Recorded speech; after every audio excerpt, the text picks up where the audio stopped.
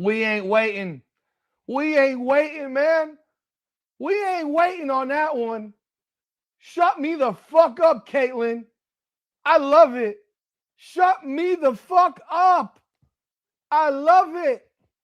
Shut me up. Shut everybody up who said that you had checked out, said that you had a mental condition, said that you needed to play 40 minutes to get in the rhythm. All that shit. I was right about the rhythm, by the way, because she was absolutely scorching, playing only 13 first half minutes. I was right about that one. I done told y'all. I thought it was all here. Oh my, well, maybe more than 55 because she had 10 assists. That's 2 points per. That's at least 65, not 55. And she probably won't play tomorrow. She probably won't play tomorrow. She probably won't play. And there are going to be people who will say, oh, it was against Seattle. I mean, that's what they're going to say. It was against Seattle, and she probably won't play tomorrow. I mean, yo, she was still on a minutes restrictions. Bro, holy shit. Holy shit. Oh my God. The goalpost has been moved. She put up 45 on 18 shots. 6 of 10 from the, so she's 60% from 3. 16 of 18 from the line.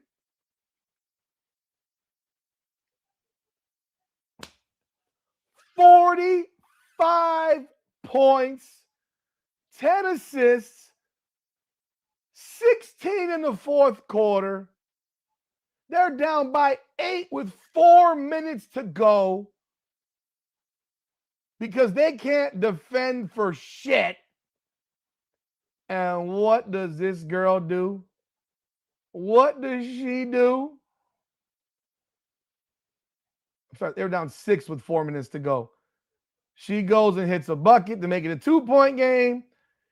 She gets a 3 to make it a 1-point game. She gets an assist to Monique Billings to make it a 1-point game and tie the game on that 3-point play. She hits a 3 for the lead with 39.1 to go. And then she hits 4 more free throws to ice that bitch. 16 points in the fourth quarter, 3 assists.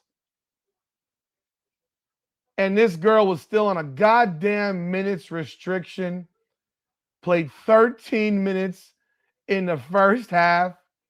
Had 19 points in the first half. Had 29 going into the fourth. And sat for what, 3 or 4 minutes of the third quarter? And then the brilliant Stephanie, I wasn't wrong about the rhythm. What are you talking about, my friend? Oh, bro.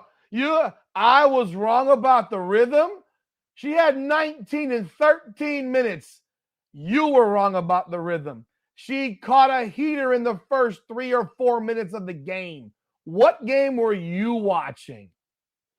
She was scoring early. She didn't need 10 minutes straight to score a bucket. You don't know what the fuck you're talking about, homie. And you know exactly who I was wrong. It doesn't matter how many. She had 29 points in 20 minutes. What are you talking about, buddy? She had 29 going into the fourth quarter, having played 20 minutes. You don't know what the fuck you're talking about. She played 26 minutes the other day, and she had what? 13? And with 4 more minutes, she scores 45? All right, bruh. It's okay that you're wrong.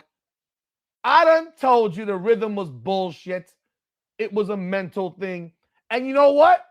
She went to a therapist in the last 2 days because they erased that mental. They went Matrix on her. They went Men in Black on her. Zap. Forget all this bullshit. Forget that dumb bitch has got you on a minutes restriction and is probably going to sit you tomorrow. Forget all of it. Forget all of it. And when she sat, they blew the lead. They magically blew the lead like that. That play on Flau'jae Johnson, ripping her, knocking off her foot after Michaela Timpson throws that motherfucker away.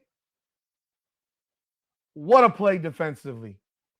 What a play on defense that was. Unbelievable. Unbelievable. 110 to 107, Indiana comes away with the win. It would have been devastating to lose another game when you score 100 plus points. I mean, it would have been devastating. She goes for 45, 11 of 18, 6 of 10, 17 of 19 from the line, 2 rebounds, 10 assists. She had 4 turnovers, all in the first half. She didn't commit a turnover in the second half. 4 steals, 2 blocks, plus 16 when she's on the court. Holy Lord. First ever 40 and 10 in the WNBA. Bruh, they'll complain about that shit too. They about to crash out. They about to make a bunch of fucking excuses and say, oh, it was Seattle. Oh, it was Seattle. It was Seattle. My God, they'll have a reason. You already know. I need to screenshot my face for the thumbnail. I got my face on the thumbnail, don't I? Yeah, I do. Is she gonna play them? This girl had 45 in 29 minutes of basketball. 29 minutes of basketball. Oh my word. I never care about turnovers. I done told you that shit before. I done told you. I only care when I see stupid shit done. But overall, when you got the ball in your hand, you got 10 assists. 10 assists. That's a 2.5 to 1 ratio. Or 2.25 to 1 ratio. That's high level. This is welcome back to that motherfucker from Iowa. Welcome back to that motherfucker from Iowa. Boy.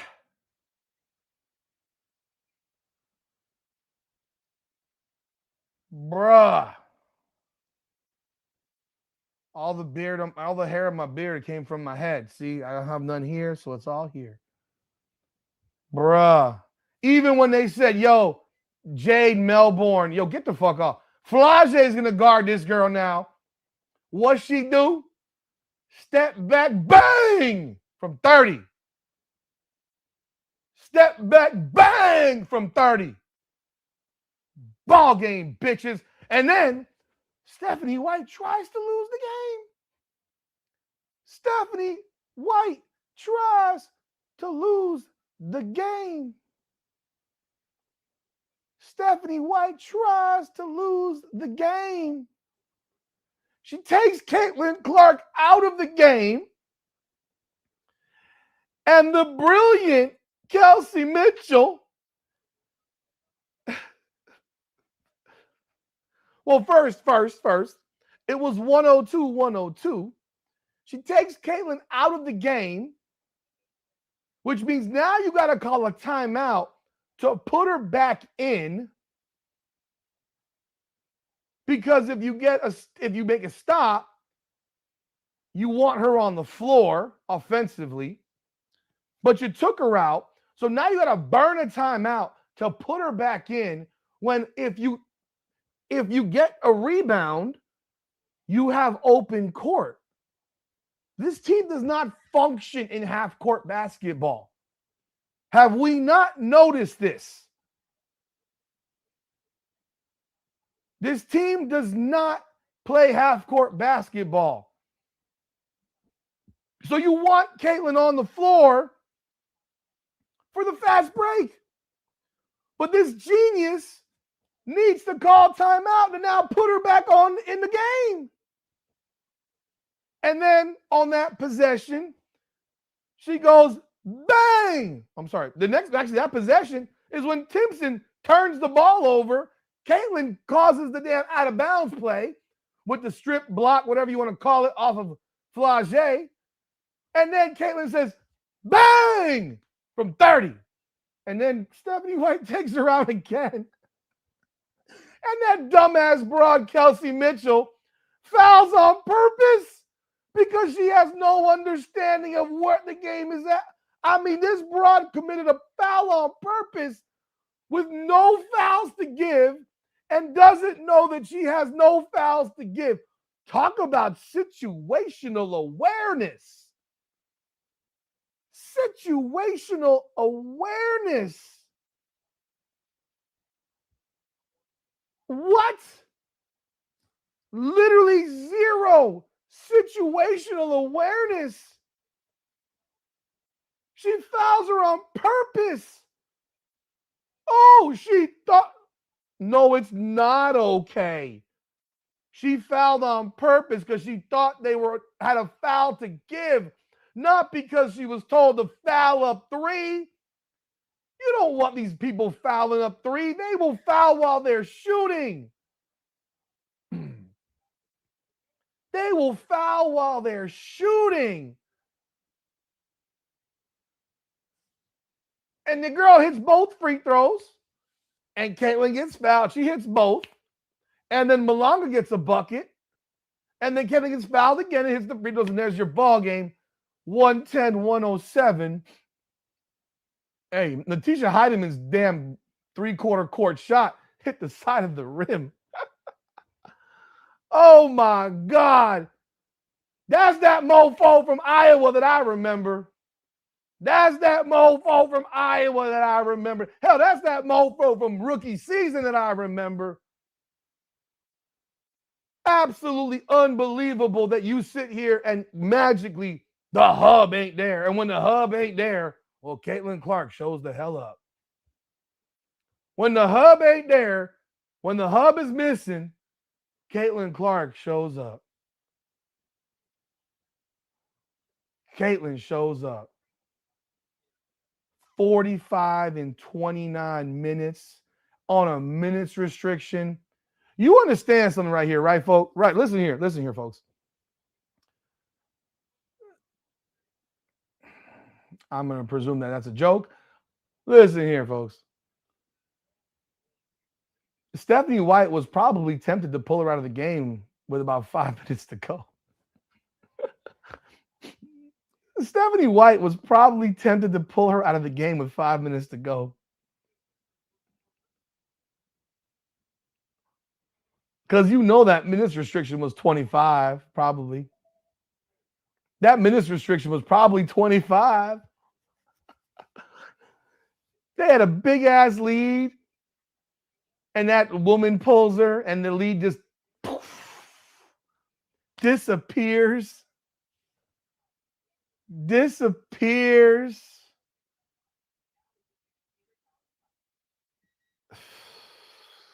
Shit. Girl had 16 points and 3 assists in the fourth quarter. 16 points and 3 assists in the fourth quarter.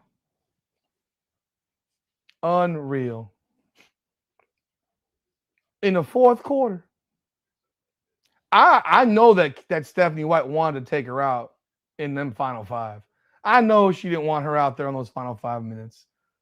But she would have been crucified if she had pulled her in those final 5. Can you imagine a press conference in which Stephanie White has to answer the question, you took Caitlin Clark out down 5. with 5 minutes to go and said, oh my God, give me a break. There we go. There's the haters. The haters are in the room. The haters are in the room. I knew it. They're so predictable. They're so predictable. Here they come. Oh my God. It was Seattle. It was Seattle. Oh my God. There's the excuse. There it is. It's Seattle. Oh, it's got to be Seattle. That's why. Oh my God, trolls, come on in. Hit the like button, man. I know y'all want to subscribe. You love being here. You love being here.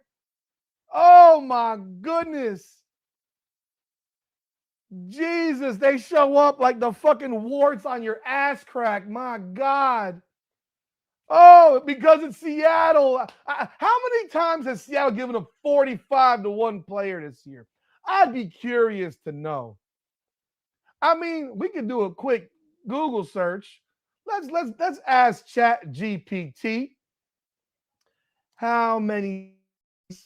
Okay, I'm sorry. What is the season high for an individual player to score on the Seattle Storm this season? Let's find out what ChatGPT tells us. I done told you. I said in the first 2 minutes, the haters are going to come in here and say, oh, it was Seattle. Seattle beat Atlanta by 15. Seattle beat the Atlanta Dream 105-90. Oh, my God. The season high. I don't want to know about her. I want to know about against her. I don't know what. What was the season high against Seattle Storm by an individual player? Wow, ChatGPT, you're not too bright, bro. I said WNBA.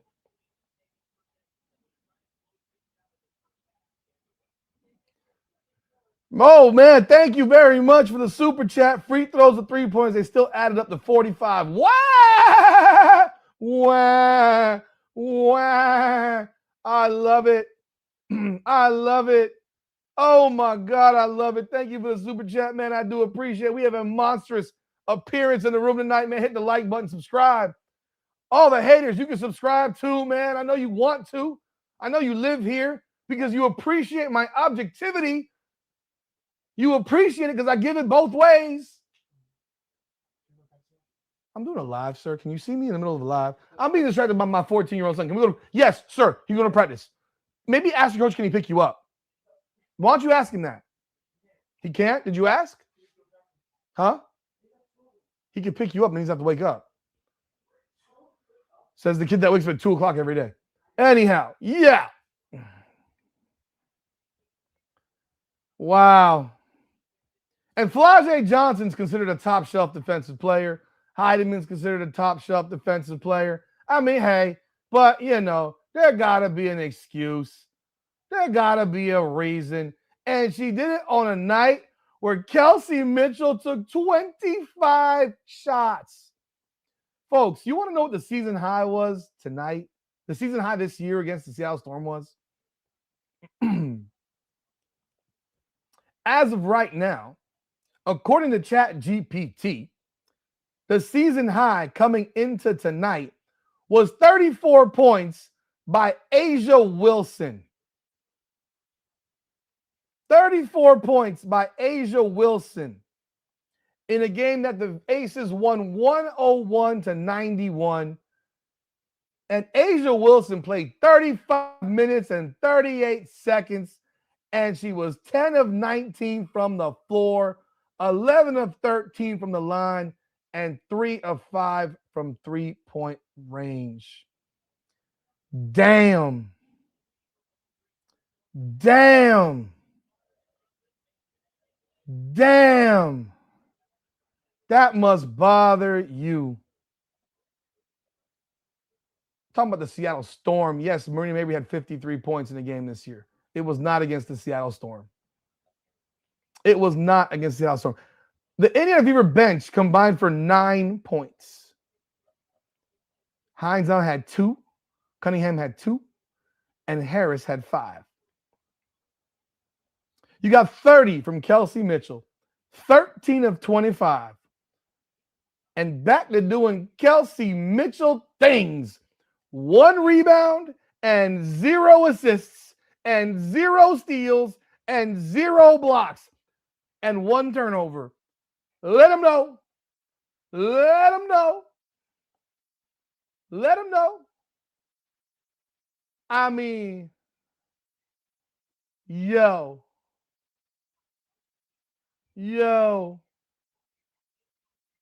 I know it hurts the soul. And Monique Billings had 16. She was 5 of 7, 5 rebounds and 3 assists and 2 steals. She might be trash, but tonight she did her job. I mean, hey.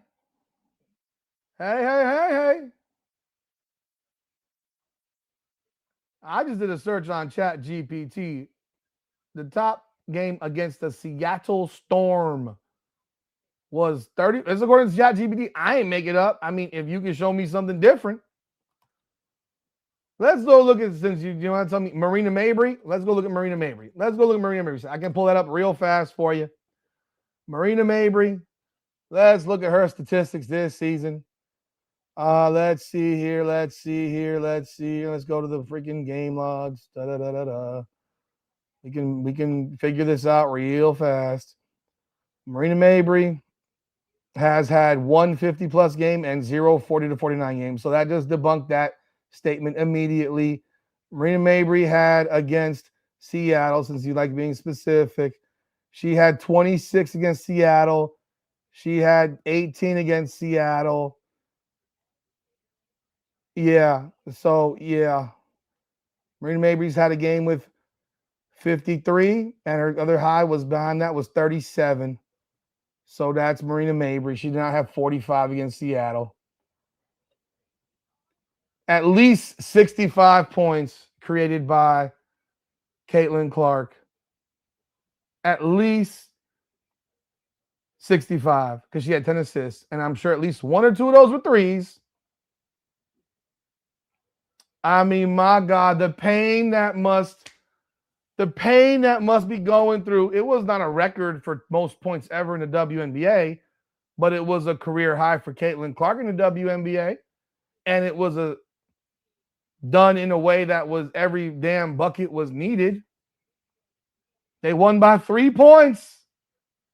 They won by 3. When you pop up 45, when you pop up 45, just for comparisons, Marina Mabry had 53 points in 32 minutes, and they won by 28, and she took 28 shots. So statistically speaking, and she only had 2 assists. So, yeah, statistically speaking, this would be a better game. Again, the people are going to come out here and say it was Seattle. That's all you got to do. Seattle. It's always Seattle. My God, the hateration is hilarious. The most predictable group of human beings on earth. They show up in the chat because they got nothing to do in their life. I mean, folks, you got to have a lot of hate in your soul to try to take a shit on someone having 45-10. 45-10. 45-10. I mean, on 60% from 3. 60% from 3. I mean, you got to have some level of hate in your heart. There's got to be something wrong with you I mean, my goodness. I mean, had the biggest defensive play of the game. The biggest defensive play of the game. I mean, my God. I mean, if you watch the game, I know you guys, I know some of y'all hate watch. I know some of y'all hate watch. I know some of y'all hate watch. I know you do. Oh, that was a foul. Oh, God. There you go. Hate watching again. Clean rip. They could have challenged it. Why didn't they? Why did they challenge it? Why did they challenge it? Oh, it went out of bounds off of Flau'jae Johnson. Bruh, cry me a river. There's your 11th best guard in the WNBA according to her contemporaries. I wonder what Jade Melbourne, Flau'jae Johnson, and Natisha Hiedeman think now about who the 11th best guard is in the WNBA. I mean, you can't make this shit up. This is so cute. This is so cute. So now the complaint is, oh, she shot too many free throws. Oh my God, she shot too many free throws. Yeah, because she got fouled. Oh, I said it while I was watching it. I said flat out, Adam Silver made a call because she had taken like 9 free throws by what, 15 minutes into the game? I was like, a phone call got made. A phone call got made. Phone call got made. Adam Silver's like, yo, this bitch Kathy Angle brain that done fucked us up. You need to fix this shit. Y'all motherfuckers are killing my investment. I got a bunch of billionaires up my ass telling me, you better referee. This is not even Kathy no more. He done skipped Kathy. He's gone to the referee, the head of the referees, like, tell these mothers they better start calling some goddamn fouls. That girl's getting clobbered. I'm watching it, and I'm sick of it. I don't need these billionaires in my goddamn ear telling me, Adam, you gave that stupid league $225 million a year of my money, of our money, because of Caitlin Clark, and they beating the shit out of her. Bruh. Oh my God. Appreciate you, Papa Todd. Welcome to the family. Thank you for your membership. My word. Yo. And look, you can look at her. She was gassed. She was bent over in the last minute or so of that game. She was zapped. Because her brilliant coach has been playing her 15 goddamn minutes. Playing her for 20 minutes. Treating her like she's some chump off the street at the LA Fitness or a UFit or the local park. Oh my goodness. Lord have mercy. Adam Silver said, you better fix this. You better fix it. Because we ain't playing this game. You call fouls when she gets fouled because you're calling for everybody else. I got a plenty of games where I'm watching Asia shoot 10, 15 free throws. Plenty of them games. And she don't get breathed on shooting her mid-range 14-footer. Oh, my God. She shot some. Fish Cat, welcome aboard. Thank you for the super chat. Awesome game. Things are changing. So happy. Cheers to the chat. I don't know if things are changing, Fish Cat. I don't know. I'm not so quick to jump on and say things are changing because I don't think she's going to play tomorrow. I do not think she is going to play tomorrow. We already got interviews. Oh, my God. They did that. I've been on live for 30 minutes. They've already done post-game interviews. Oh, my goodness. I hope she plays tomorrow, but I don't anticipate it. I do not. I don't anticipate it, man. Israel. There's no 3-point shots from Aaliyah Boston tonight. What a day. I need more days like this. Cece had 3 fouls from 3-point range, 2 fouls at the end of the game. That's 13 free throws legit. The haters at most can complain about 6 free throws. Yeah, they can complain. And I don't even remember when they happened, but I'm sure they are fouls. And I'm sure tomorrow she will not play.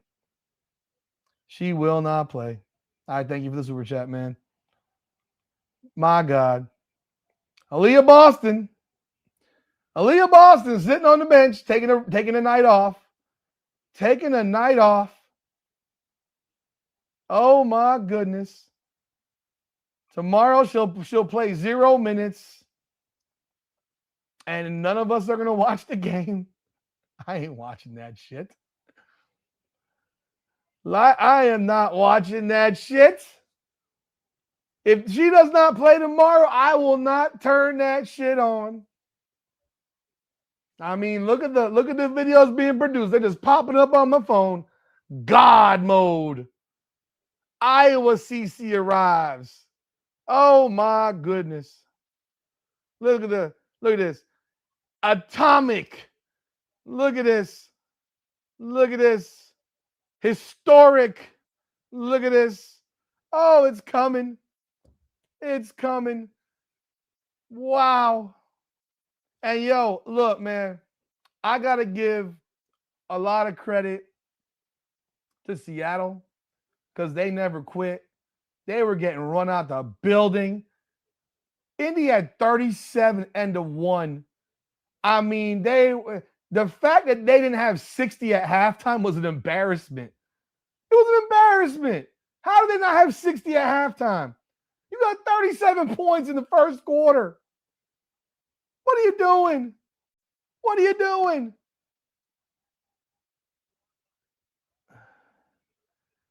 Oh, Groove, come on, man. This is what they do, man. This is the haters. They come. They love me. See, here's the thing. Here's the thing. And people notice. People notice by now. People notice.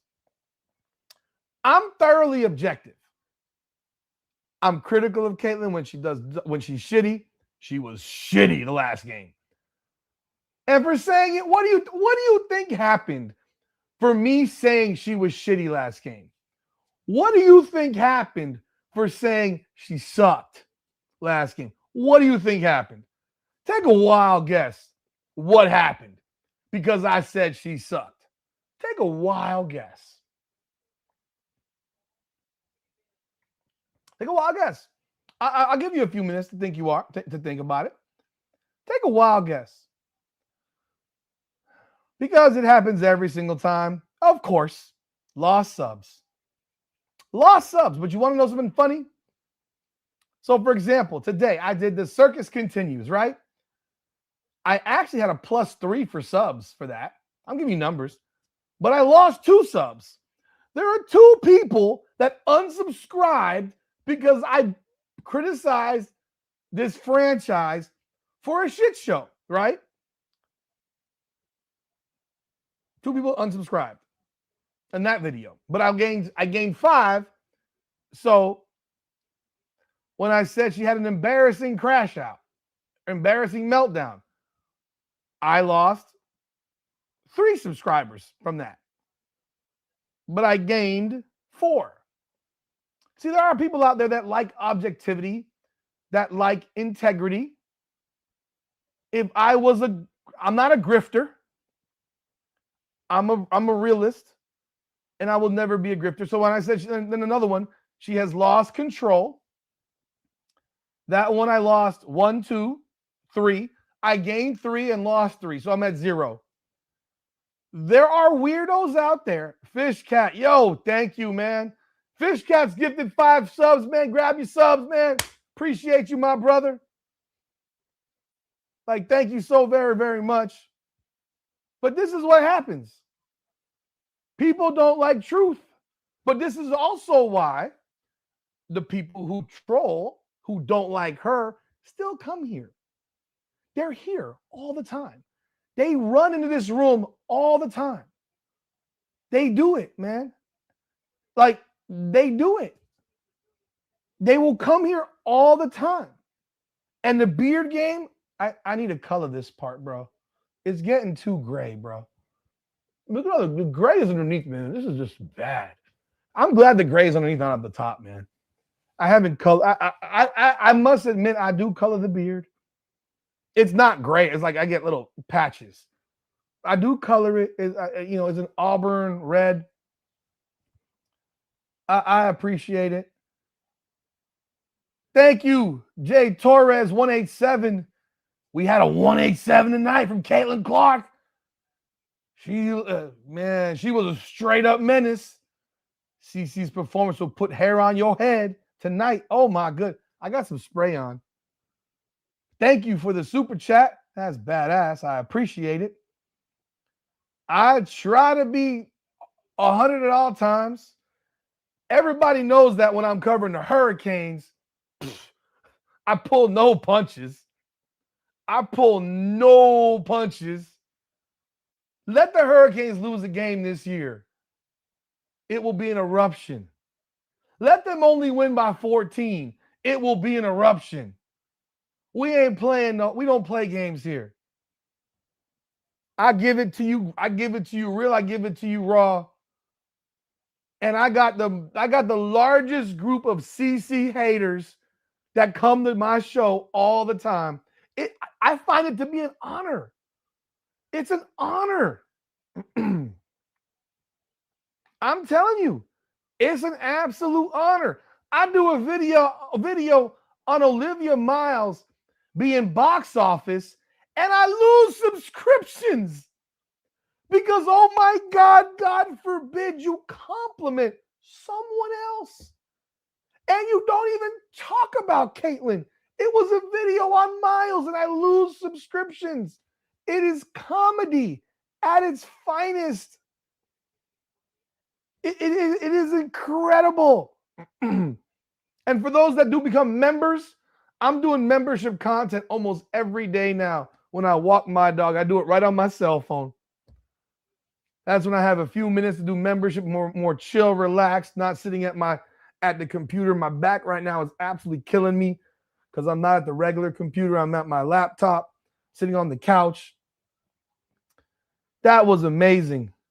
Yo, when I said the Passat video, oh my God, I lost subscriptions on the Passat video. Because, oh my God, I didn't. Like, come on, guys. Like, if you don't know by now, I'm going to keep it a buck all the time. And whether people like it or not, it just is what it is, man. And I thank everyone for riding. Caitlin Clark, bro, unreal. They don't raid pro Caitlin Clark channels because most of them don't go live. Most of the Caitlin Clark channels do not go live after games. They don't go live really all that much. And they don't go live when those people will be around. They don't go live. They don't welcome it. I welcome it. I welcome the freaking friction. I welcome the back and forth debate as long as it's completely respectful and you ain't calling me a fucking tardo and shit like that. I'm good. I know what's going to come out. Oh, it was Seattle. It's Seattle. Bro, what a game, man. All you can say is salute. That was Caitlin Clark, Iowa. And we knew it was there. You knew it was there. And you know what? Let's say she doesn't shoot one singular free throw. She still went 28 and 10, 11 of 18, 6 of 10 from 3. That's without a singular free throw. That's still a great game. Now, they would have lost, but they needed every point she put up. They needed every point she put up. Oh, I go live when she has a bad game all the time. You know me. I go live regardless. I just wasn't going to do it. I'm not doing Indiana Fever lives. I've already accepted the fact that there's people There are shows that people like going to watch and lives they like going to be on. And I'm not trying to compete with that because I'm not the personality for everybody.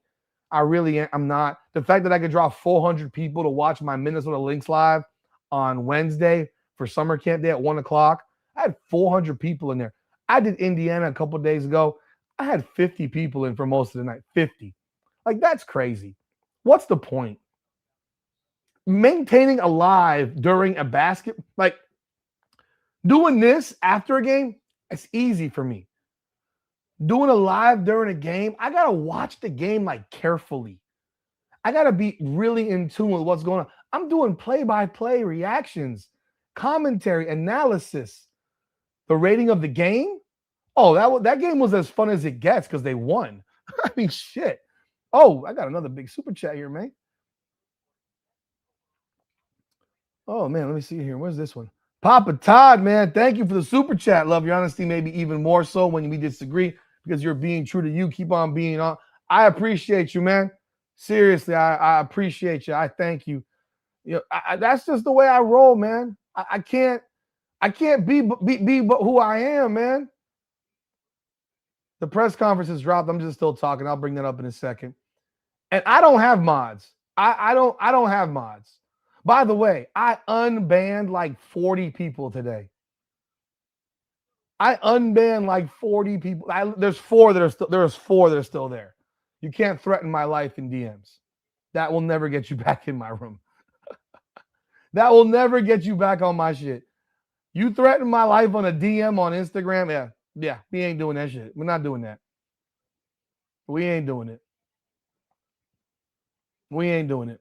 This game was for Caitlin Clark, it was a 10. I mean, it's as good as it gets. It's as good as it gets. She played 29 minutes. Imagine if she played 35. She would have had 50 points. She might have broken the WNBA record tonight for points if she had played 35 minutes. She was on a heater, on a ridiculous heater. Just give a calculation. She was 6 of 10 from 3. 60%. That's 9 of 15 from 3. You hit 3 more threes, you're at 53 points. You can presume she probably would have been fouled at least one more time. She might have had 55 points tonight if she played 35 minutes. So the camera froze every 5 seconds. That sucks. Look, listen, when the camera freezes, we don't have a whole lot of control over that because we don't control the internet. I got the top shelf internet service, and I've had my camera freeze. And I can't explain why it happens. I mean, it's crazy. Let's bring up the press conference. How does one score 45 points with 11 field goals made? A lot of free throws. 17 free throws and 6 threes. All righty, man. Let's see here.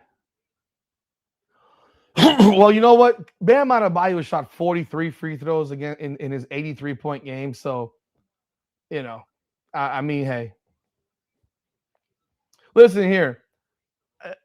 There are a lot of lives that go on, a lot of live streams that go on for the Indiana Fever, for Caitlin Clark. I mean, there's a lot. It's not just Ben. There's a lot of them.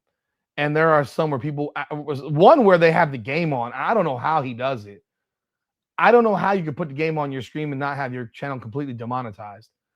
Unless he does it and he just allows it. Okay, or I'm sorry, copyright. Because I do think the WNBA allows you to put it up, but you won't have any monetization. But I tried doing that with WNBA League Pass. It did not work. So I don't know how they do it. I'm old, man. I'm not a computer dork.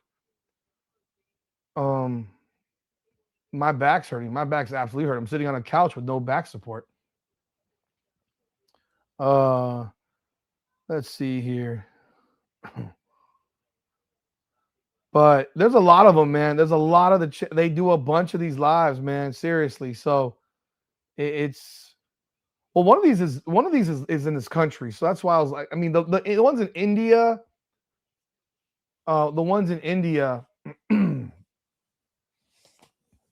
Yeah, the ones in India though, they just do whatever the hell they want, man. Let me pull up this live from not this live, the press conference. We can hear what they got to say. I'm sure it'll be the shortest press conference ever because that's what happens. But let's take a look. By the way, if you're interested, Connecticut's beating Phoenix right now on the road, 31-23. I do have the game on. I'm just not watching it. Let's see here. Who the hell's bringing up race, man? Who's talking about race, man? Locker room speech. Let's go bring up Caitlin first, man. Let's go bring up Caitlin. I want to hear what Caitlin's. I want to hear. Oh, 9 minutes? Oh my God! Hey, you leaving, Shiloh? Why? Why are you leaving, bro? I don't know. Let's see if we have. Okay, you want to have a locker room speech? Let's see if they have it on their Instagram yet. By the way, folks, I will be live tomorrow. I will be live at 1 o'clock for BKFC 91 in Naples. If you enjoy combat sports, please do join me. Lorenzo the Juggernaut Hunt, my homeboy, man, he's fighting for the Iron Weight Championship of the world. He's fighting an Italian with tattoos all over his face, Walter Pugliese. I don't know what Walter Pugliese thought when he decided he was going to tat his entire face up, but yeah, that's different. It's like someone took a marker to his face, and nobody wants what happened. What happened? Again, I don't have mods, so what happened? It was clear to see. Oh God. Who do I have to ban now? Oh God. Oh Lord, have mercy. Who do I got to ban, guys? Who do I got to ban? Someone's saying some messy shit. I don't see anything here on race. I mean, maybe. I'm not. I don't know. I missed it, but whatever. Listen, see how everybody just comes here to complain? Like, you just expose yourself so quickly. You just expose yourself. What? All right, I don't know what's going on. When you guys come in here who just want to just say ridiculous shit, oh, someone pushed off. Like, come on, bro. It was a clean play, man. You complaining about shit.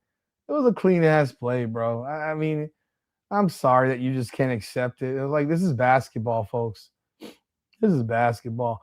There is no locker room speech up yet, so let's bring up the press conference. Oh, man. People are very sensitive, man. Basically, what happened was Michaela Timpson threw a terrible pass to Caitlin Clark. Flau'jae Johnson stole it. She was ahead of Caitlin. Caitlin ran to catch up with her, basically. And when Flau'jae went up, she just ripped down on the ball. Ripped down, and the ball went off of Flau'jae Johnson's foot. Oh, let me see here real quick. Thank you very much. I guess that's Sports for Life. Loved your live reaction when the CC hit that go-ahead step back 3 on Flau'jae to put them up 3. That's authentic, man. That's authentic. That's authentic. That is authentic, man. That's how it was, man. I appreciate the super chat. Thank you so much. Yeah, I appreciate it, man. By the way, oh, you were at the game. Oh my God. What was that game like, Tanos? Listen, that must have been epic. Listen, folks, how you doing the Mystics versus the Valkyries tomorrow? I may do Minnesota. I'm gonna be real. I may do both. They're at the same time. They got 3 games at the same time. I don't know what to do anymore. Like, there's 3 games at the same damn time. What am I supposed to do? What am I supposed to do? There's 3 games at the same damn time. It's insane. Why do they do this to me? I got the TVs, but why do they do this to me? This isn't very nice. I mean, WNBA, their scheduling is flat out stupid. But seriously.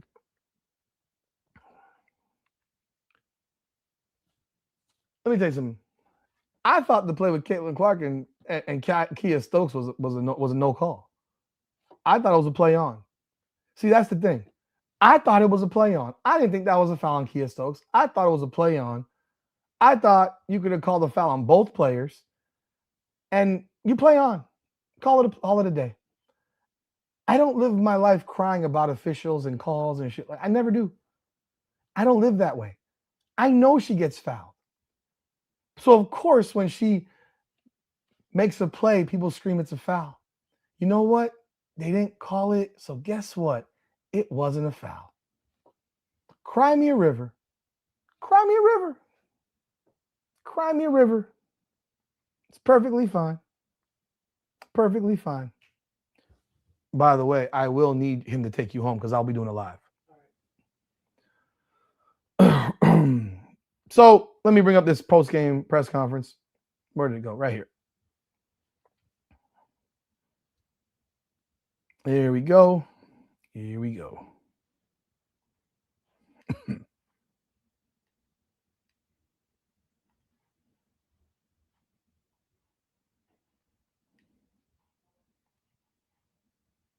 In a single game in franchise history, 45 points in 29 minutes. The first ever 40-point 10-assist game in WNBA history. She became the fastest player in WNBA history to 200 three-pointers made. Fourth most point assist double-doubles in WNBA history. This one didn't get read, but passes Tully for fifth most threes in franchise history. Sorry, Cole. KK, third most offensive rebounds in a single game in franchise history. And Caitlin and Kelsey combined for the most points in franchise history at 75 points between the two of them. So lots fun stats. So with that, I will turn it over to Tony. Caitlin, how did this game feel for you? Thank you, Papa Todd. I do appreciate your super chat tonight. Genuinely, thank you so very much for jumping on board, man. I do the lives pretty much after every game that Caitlin Clark plays. If she does not play, I will not do a post-game live. I have no need. But thank you. But every time she plays, I will do a post-game live. Appreciate you, man. I feel like some nights, you have it, and even before the ball tips, and I felt like it was going to be one of those for me. Obviously, struggled a little bit getting back into the groove after missing a couple weeks. So, thought this was a good opportunity for me to come out and be aggressive early. And also, I knew my team needed that, especially with AB out. So, I knew that I had to step up to, the challenge. And, I was able to get to the free throw line a lot. It's easy to see the ball go through. I was able to draw some fouls, and obviously our defense was pretty embarrassing, but you got to give us credit for the way we were able to fight. I think we were down 8 with 4 minutes to go, or 6 with 4 minutes to go, something like that. And we always just kept finding a way, and just proud of our group. And obviously a lot of people stepped up in AB's absence, and obviously KK, was incredible tonight too. You said you could tell before the game started. Was there a moment or point in time where that happened? Did a specific thing happen? How did that feeling come for you?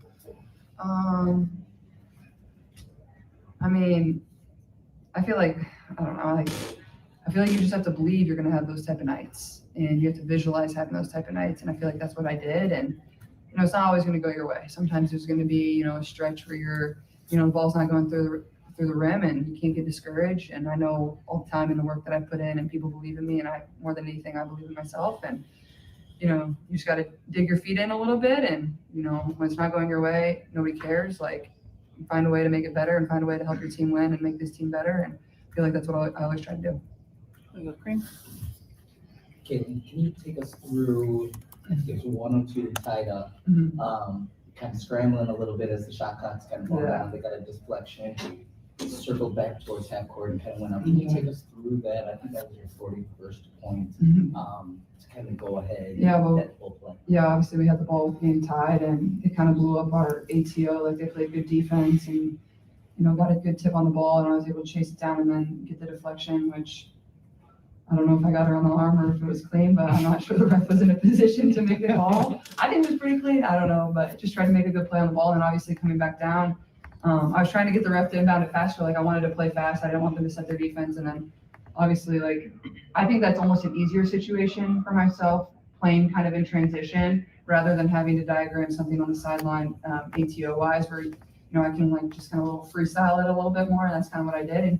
And, she made a couple good plays on the ball, got a couple deflections, and I kind of got her out of position a little bit, and then was able to step back to my left and it went in, so that was nice. Caitlin touched a little bit there, but the defensive strip, we talk a lot about your defense throughout your career. It's always something that's going to be one of the for the team. So to be a defensive stopper in that moment, how did that feel for you? Yeah, I mean, I had 4 steals, 2 blocks. It's pretty rare, very nice. But I still feel like I could have, played a little bit better, especially in the first half. Like, they kind of opened up my hips a good amount and were able to get downhill. They have fast guards. Their guards are really, really good. And then obviously the posts are great too. But, I thought we could have been a little bit better helping everybody out, whether that was me rotating on drives, no matter what it was. Like, we didn't always have that rotation. Like, they're good players and they have a really good young core. Like, they're going to be a team to watch in the next couple of years. They're a difficult matchup, especially when, AB's out. And I think this also shows like how good of a defender AB is and how good of an anchor she is for us on defense and her communication.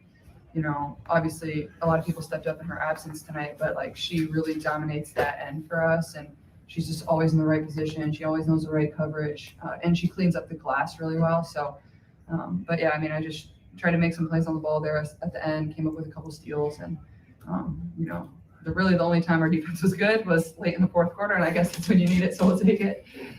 One follow-up, KK, for those who are not teammates of Caitlin, what does it feel like to watch her be sort of this orchestrator of crazy moments? Just greatness right here, you know what I mean? And she does some crazy stuff out there on the court, man. Of course, her signature logo threes, the way she can get to her shots, and just being able to, set her screens and get her open. We trust her so much here on the Fever, and I mean, she's just a great player overall. She's always, talking to me, making sure, hey, come set me a screen, but I'm willing to do whatever I can for her, on the court, and just a great player overall. Caitlin, obviously, 45-point night's always nice, but considering the injuries and kind of struggling to find a rhythm, just in that aspect, how nice was it to find your rhythm, obviously, tonight? Yeah, I mean, I thought I was aggressive. Like, I think I even started like maybe 2 for 5 from the field, and didn't get discouraged. Like, just kept attacking, taking what the defense gave me. Like I said, I think especially in the second quarter, like I really got to the free throw line and really got them in the air, used my body well, and then you just make plays down the stretch, and you get free throw opportunities down the stretch, and those are the ones you have to make. And I still feel like I can play better. I think the thing I'm most proud of, I think all 4 of my turnovers were in the first half, so I really took care of the ball in the second half, and that was big for us. I think we had, I don't know how many turnovers we had at halftime, but we took care of it there and didn't give them extra possessions. So proud of that for myself. But it's like, it's one of the hardest things coming back from injury and being out of the groove and having time off, and you just have to kind of continue to believe in yourself and believe in the work you put in. And like I said, this is great, but we have another really difficult test tomorrow, so got to get ready for that.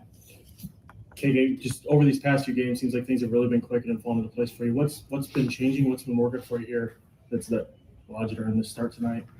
Just putting the work in. But Excuse me. I'm sorry. I think she just threw her back out with the sneezing twice. I think she just had 2 discs fly out.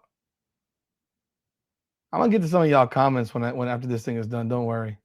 just putting the work in, just being consistent, having that confidence. My teammates and my coaches, they believe in me, so I also have to believe in myself. That just shows I've been putting the work in, being a great player, being a good teammate overall, and just having that confidence. That consistency has been showing, and I just want to keep it going. For both of you too, the performance tonight of Monique Billings, she had a big block there, scored the game time basket. Just what did you see from her out there? Yeah, I mean, she was great. She stepped up and, she made great plays and she got big rebounds for us. Just really proud of her. It's a really difficult matchup. Their 2 young posts are really, really good. And the way the Pham can shoot the ball and then Malunga on the inside is, a real challenge, and she stepped up to it, and so did KK. So just really proud of her. I thought she was great tonight as well. Caitlin, for KK's first career start, what is it like to see the progress that you're able to as a teammate, especially against the Storm's big kicks? Yeah, I mean, this is a tough first start. Like, they're really good. They're long, they're athletic, they're fast, they score in transition. And she stepped up to the challenge, but I thought, she kind of touched on it. Like, she's put in the work. Like, she's in the gym. She wants to get better. She's willing to learn. She works with Rob, our player development, all the time. So just really proud of her, like, and the confidence she now has in herself and everybody has in her, she can go out there and make plays. She's probably the most athletic player I've ever played with, and one of the most athletic players I've ever seen. And it's fun to kind of see that come to light, and everybody knows what she's capable of, and she's really just scratching the surface. So can't wait to see where it takes her. I'll wrap up with James in the middle there, guys. Caitlin, this might be a dumb question, so forgive me, but minutes restriction the last couple of nights, you got 25 tonight. Was there any conversation about coming out of that game, or you kind of like, don't even come here? Steph knows better than that. Trainers know better than that. They would get an earful. But I told Steph at halftime, like, I felt really good and I didn't want to lose this game. And, hopefully I'm going to do everything I can tonight to take care of my body, and then we get back out at it tomorrow. But like I said, like, I can trust all the work that I put in on my body, and, I spent a ton of time on it, and I trust the people around me that have really helped me. And, I always find confidence in that. So I know I'm doing all the right things, and there was no way I was ever coming out of the game in the fourth quarter. It didn't matter. I would play with one leg. Thanks. For the backup. In a single game in franchise. For the backup. Steph, what's it like to just see a Caitlin game like that? It's incredible. I mean, it's special. She does things that we haven't seen. She had a lot of bounce early. You could tell she was feeling better. She was feeling good. And, in the moment, sometimes it's surreal to see. Heck, you look down at the stat sheet, and I'm looking at different numbers. I look down at the stat sheet at the end of the game, and it's like, holy shit, 45 and 10. Just incredible. Just absolutely incredible performance. Is there a point in a game like that where you kind of throw out the game plan and say, okay, do your thing, here's the ball? No, it's like how you get her, how she gets her shots is always part of the game plan. I think the frequency, with which she's able to get them, I feel like she did a great job today of taking what they gave her, right? So early in the game, she was attacking the rim. She's getting to the free throw line. That loosens the defense up. So late in the game, they're going to be loose. They're going to be on her heels, and that's when she gets those incredible threes. And so I just think that when she's really in a flow, reads the game as good, if not, better than anybody. I think she's grown into taking what the defense gives her. And we always know she has the ability to make big shots, and she did all of that tonight. Steph, you talked about the shot making, the playmaking, but maybe player of the game was her block/steal on Flau'jae. Mm-hmm. What was it like to just see Caitlin lock in that moment and then obviously respond on the other end with the game go-ahead three? It was huge. That was a heck of a defensive play. Not just to get a hand on it and strip it, but then to maintain our possession. It was big. I thought there were like 3 defensive possessions that she had, on that end of the floor in that last 4 minutes that were big time for us. And I think her confidence is growing on that end of the floor. She shows that she's plenty capable, and she's able to make momentum changing plays, and that was another one of them. Given the kind of injuries Caitlin's dealt with lately and struggling to kind of find that rhythm, how important do you think this game was for her to get back in the groove with that? I think it's really important. To not just see the ball go through the net. Making shots is one thing, but to play in the flow that she played with.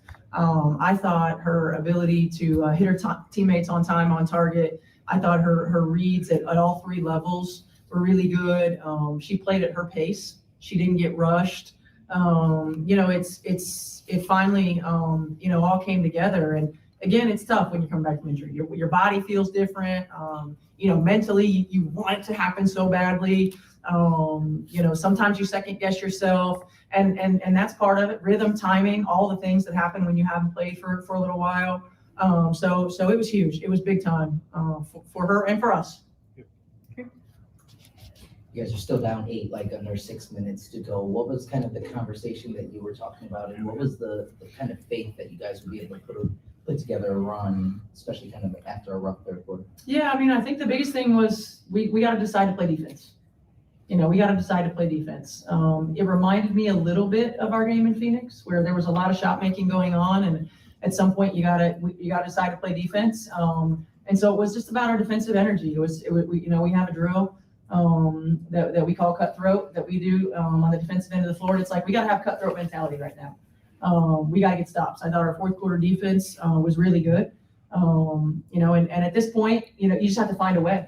And our team found a way. We made big plays down there. I thought Mo's defense was really good down the stretch. KK's hustle play was the play of the game. I mean, getting on the floor after that loose ball and saving the possession, big time. I'm so proud of her too. I mean, she was ready. She came in and she did exactly what we needed her to do.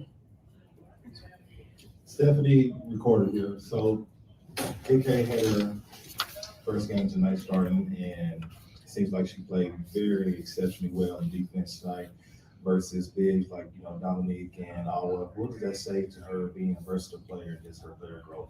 Yeah, I mean, she's continued to grow. I mean, the thing about KK is that, she's a different player today than she was when we drafted her. She's a different player today than she was in February, when we saw her down at Unrivaled. I really think she's just scratching the surface of what her ability is going to be in this league. Obviously, she has incredible athleticism. She has really learned how to play on the perimeter and be a great screener and cutter. Her ability to be a switchable defender and her versatility allows us to do that with her. And her confidence on the offensive end of the floor is growing as well. So, I think she's just scratching the surface. She's got a tremendous amount of upside, and I think every day she's gaining more and more confidence. Steph Galen told us pregame she felt like a night like this was possible for her with how she was feeling. Did you notice anything in her disposition, her prep, that made you feel like she looked a little different? She seemed lighter. I mean, she seemed lighter. She seemed positive. She seemed like she was bouncy. I think she felt good. I think every day we've seen a little bit more of it. And then the opportunity to just get out there and, like I said, early in the game, get to the free throw line, get some easy ones, and you can kind of see. I thought her balance was outstanding, and being able to stay on balance and stay in her shot. And she's just continuing to get better, get stronger. Monique Billings has had some big plays offensive for guys at the game time basket too, and then the block that she had. What did you see from her tonight? Yeah, Mo was great. She was her defense was exceptional. I mean, look, between Dom Malonga and Awa Fam, I mean, they're special, right? They're really special. And I thought Mo did a great job on the defensive end. She did an outstanding job of getting out of her screens, and C found her. She put a lot of pressure on the rim. And that's what we got to continue to have from Mo. I thought her energy was great. I thought her leadership was great. And I thought C was able to find her on time. And she finished place at the rim. And then defensively down the stretch, I mean, it was a night and day difference. I think it's probably fair to say what started clicking, what started working there for you guys tonight under the floor? It's a good question. If I knew, I'd probably bottle that up.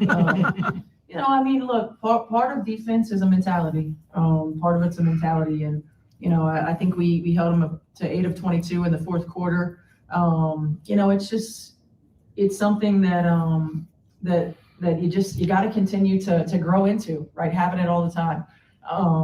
We let them get confidence. They made some shots, and they made some tough shots.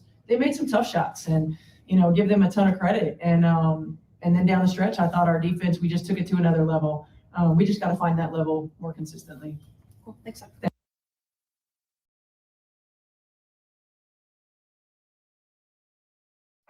All right, folks, there it was. That was Caitlin Clark, Michaela Timpson, and Stephanie White in the longest post-game press conference we have seen all season from the from the Indiana Fever.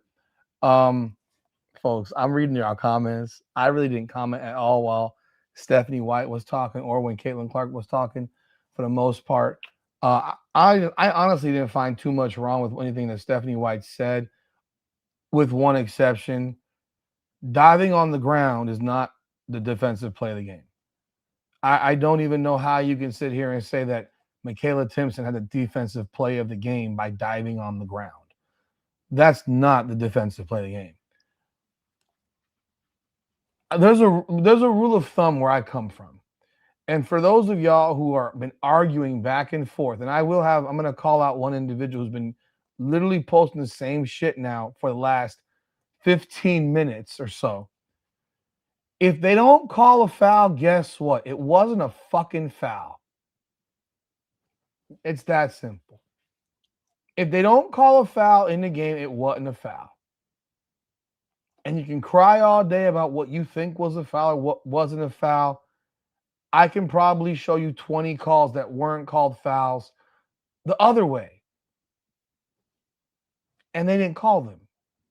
So you can argue with me. You can go until you're blue in the face, whining about something you think was a foul or wasn't. If it wasn't called on the court, it wasn't a damn foul. And therefore, that was the best defensive play of the game. That was the play of the game, in fact. Because if she doesn't do that, it's either a layup or it's free throws. And it wasn't called a foul. I'll go watch it again.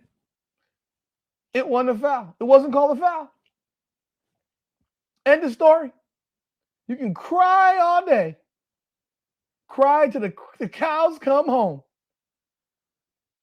It wasn't a foul. Let me see here. Appreciate you with the super chat here. Sports for Life. Steph was struggling on that podium. Where's the enthusiasm? If Kelsey had put up those numbers, KK's hustle was the play of the game. She found a way to take credit. I'm gonna be real. I thought she was very complimentary of Caitlin Clark. I think sometimes people got to relax a little bit. Understand that. Look, she literally spent the first minute and a half complimenting Caitlin Clark. I don't know what else you have to do.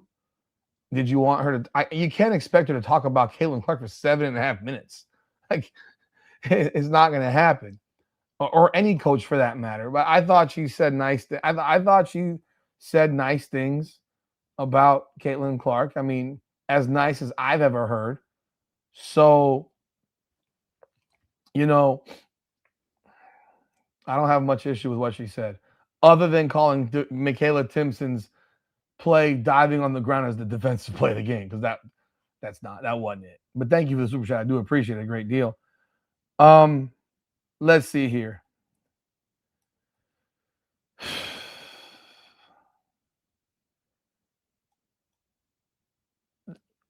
People are bringing up another podcast.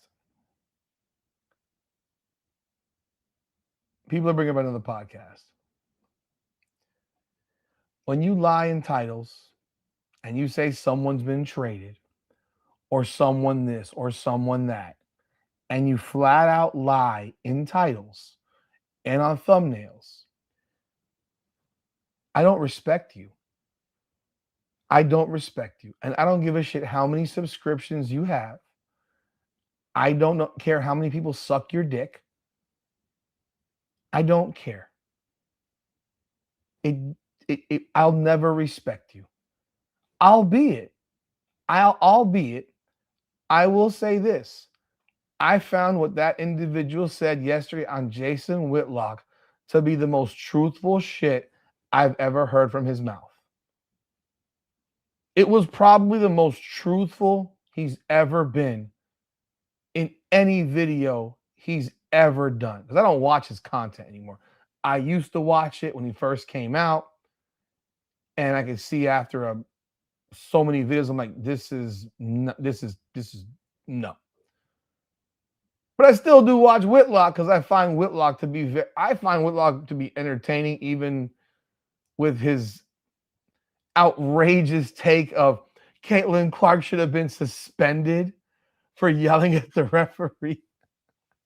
That might be the gayest shit ever, bro. Suspend somebody for yelling at the referee. Okay. That was, yeah. And so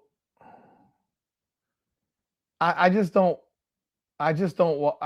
listen to that. I can't. I don't find it at all to be entertaining. I don't think any of it's entertaining, nor is it even informative. It's not even informative.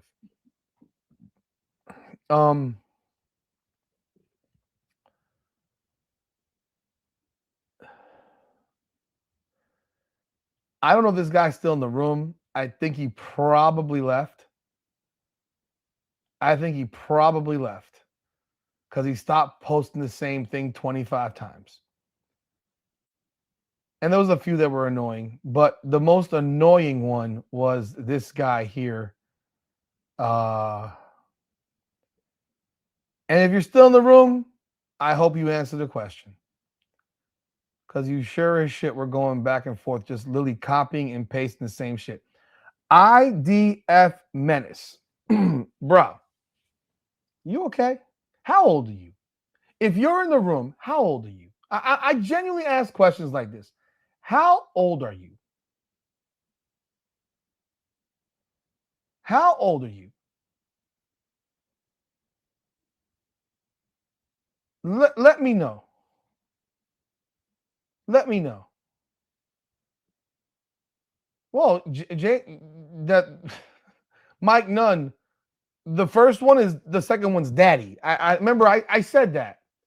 The first one is the second one's daddy.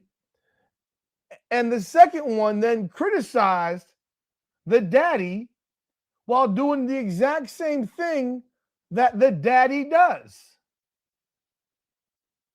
Okay? That the daddy does.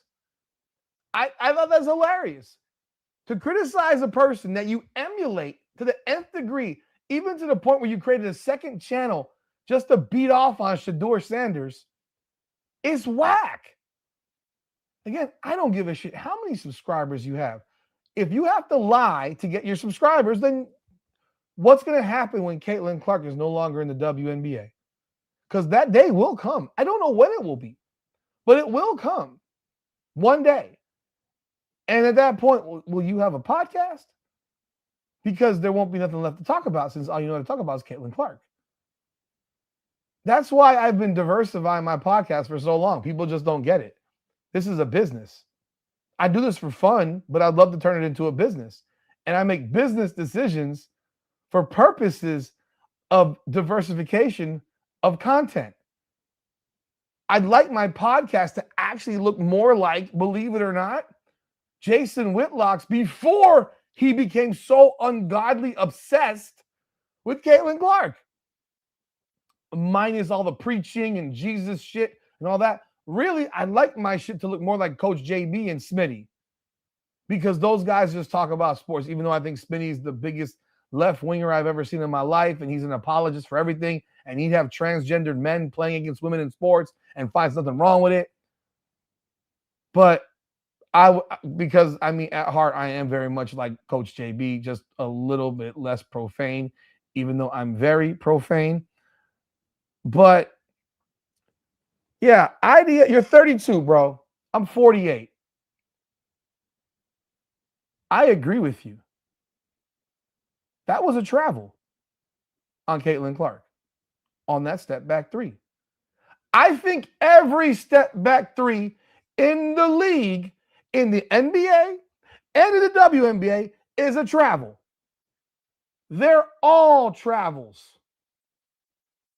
None of them are not travels. They are all travels.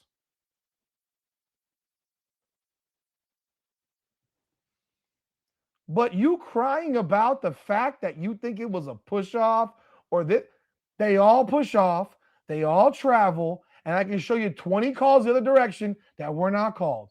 It is a basketball game. And the fact that you're focused so much on one or two things or three things because you don't like her, it's off. It's weird. So you're 32 years old. You're much younger than me. You are part of a generation that doesn't think that shit's a travel, but when it's Caitlin Clark, it's a travel. No, they're all travels. The step back. The step through. The step through that everyone does. That's a travel every damn time. Every single time. And they don't call it. They don't call it. They don't call it on anybody. Every player does it. They take 2 steps down and then take 2 more steps. There's no gather. They took 2 steps down.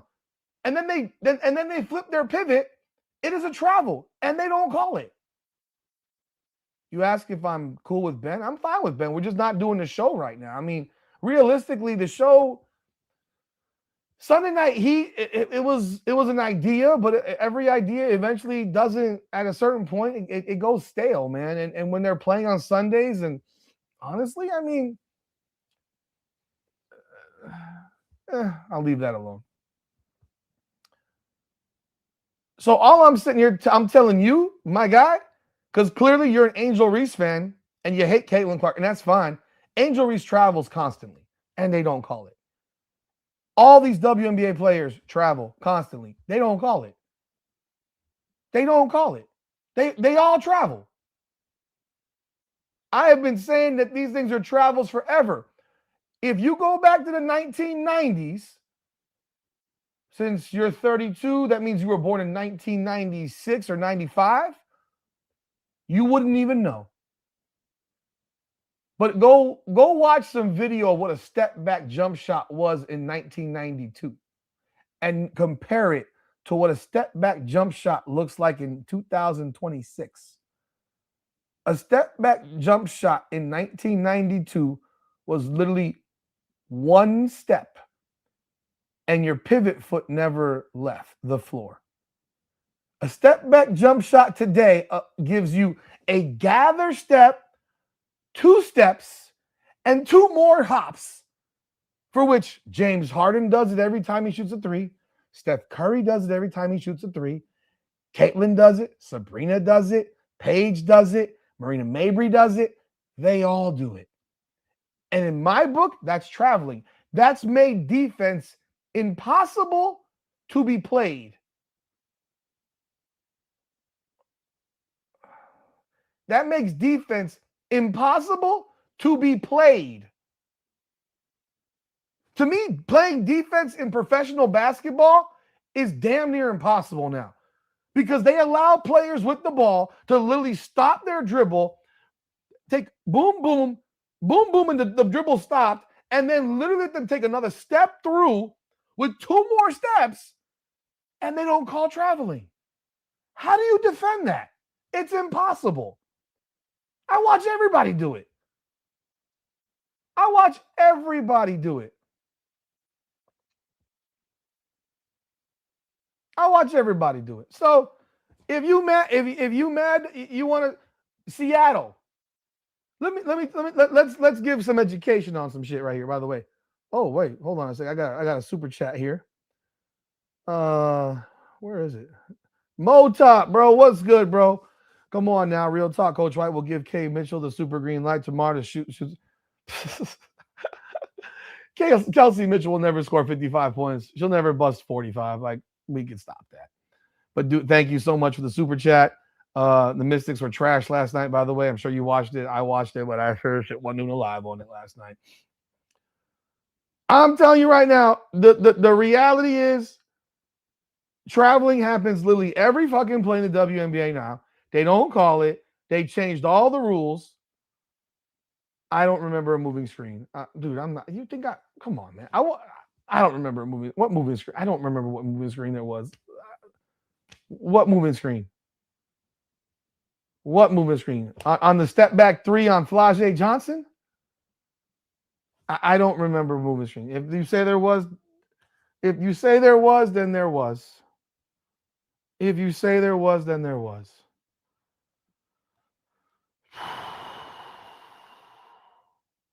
Hold on a second.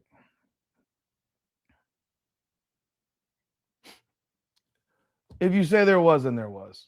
All these folks travel. Everybody does in this damn league. It's hard to watch. It is hard to watch now with all the traveling that goes on. You couldn't do shit now. I mean, the shit that these players do today, if you let Michael Jordan do what these players do today in an NBA or WNBA, my God, he'd average 50. He'd average 50.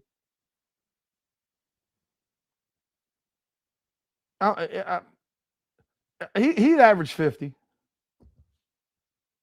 You can't do anything today. I need to walk away for a second. I'm still talking. You can't.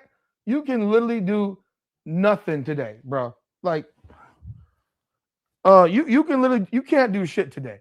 You can do whatever you want today. Back in the day, you couldn't do none of this shit. So I don't getting all upset about, oh, it was a travel, or this or that. Double dribble. I've watched double dribble happen sometimes in the game. They don't even know what double dribble is anymore. They don't even know what double dribble is anymore.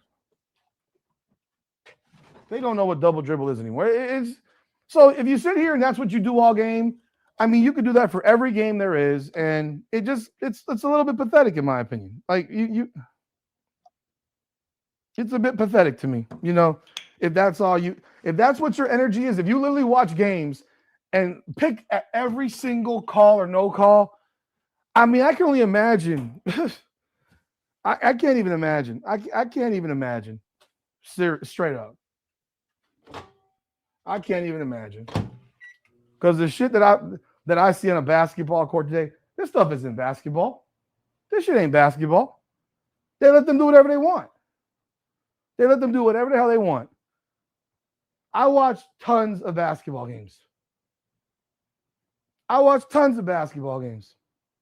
Tons. And it happens every game. So you sitting here and crying about, oh, it was this or it was that, cry away. I mean, if that's what if it makes you feel better,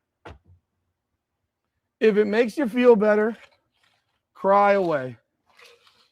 Because all your crying ain't changing the reality, and that's one team won and one team lost.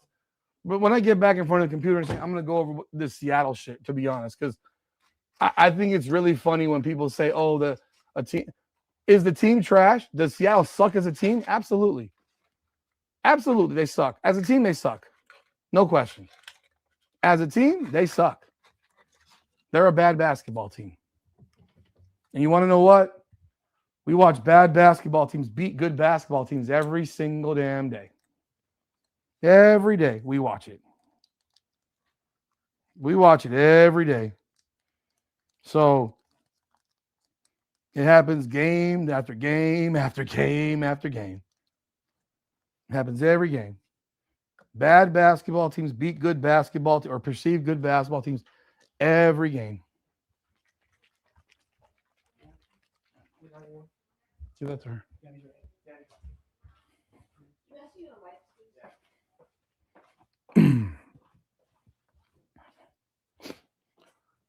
All right. Sorry about that. I had to make a bottle for my kid. Now, listen. Seattle, as a team. No. Are they good? No. Dominique Malonga is going to be a star. Dominique Malonga is going to be a star. She's awesome. She's awesome. She's awesome. Yeah, the Mystics will be mediocre and make the playoffs. Absolutely. By the way, I covered the Atlanta game tonight. By the way, for those of you that are here on the after hours chat, I covered the Atlanta game. I did not do a live. Here's what's so funny. I did a live on the Atlanta game. And all of you guys who are in my chat right now, who are just running your mouths negatively, why weren't you in my Atlanta Dream chat tonight? Why weren't you on? Why not come on and watch the game? Because if you actually listen to me talking while I'm talking about a game, people that are here that were actually in that room, they know exactly what I was saying. Atlanta, Brianna Jones played tonight. Oh, fucking Lord. It's going to be a problem. Atlanta's a problem. Atlanta's a problem. Jordan Canada played amazing tonight. Angel Reese played amazing tonight. Atlanta who'd they beat? Who'd they beat? A 10-14 Toronto Temple who can't stop a parked car. And guess what? They won by, I think they won by 12 or 14, whatever it was, 15 points. They won the game easily. They won the game easily on the road. Big win. Every game in the WNBA nowadays is a big win.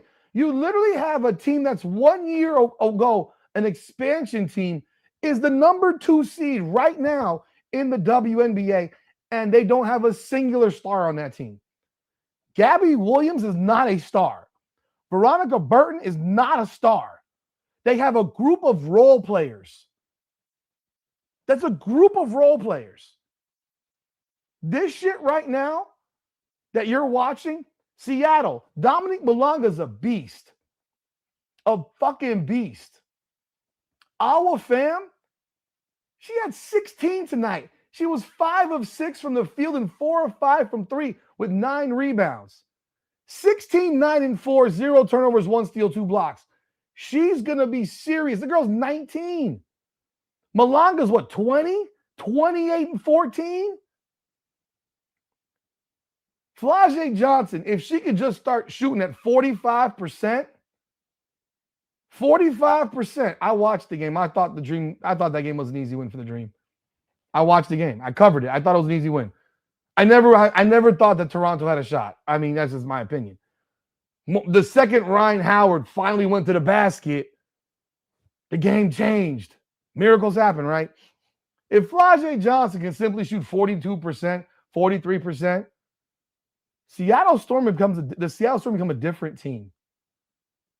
They become a different team. Now, keep in mind, Easy McBagor is not even playing. She's hurt.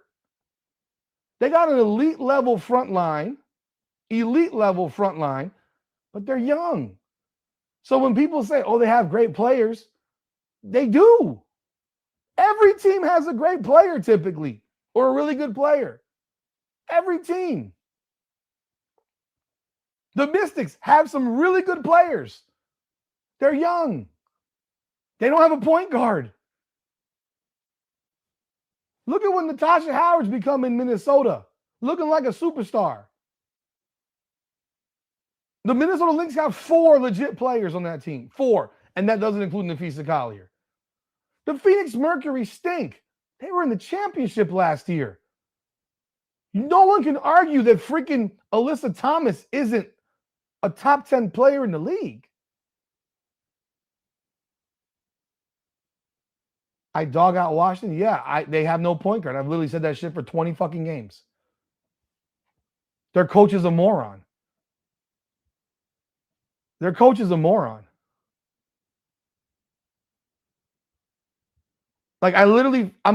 created a channel for Atlanta because I like Atlanta. I like it. I like Atlanta. I like Ryan Howard. I like Alicia Gray. I like Jordan Canada. I don't have to like Angel Reese to acknowledge that Angel Reese, the last 3 games, has played really, really well. After playing like shit for 6. After playing really well for 6 before that.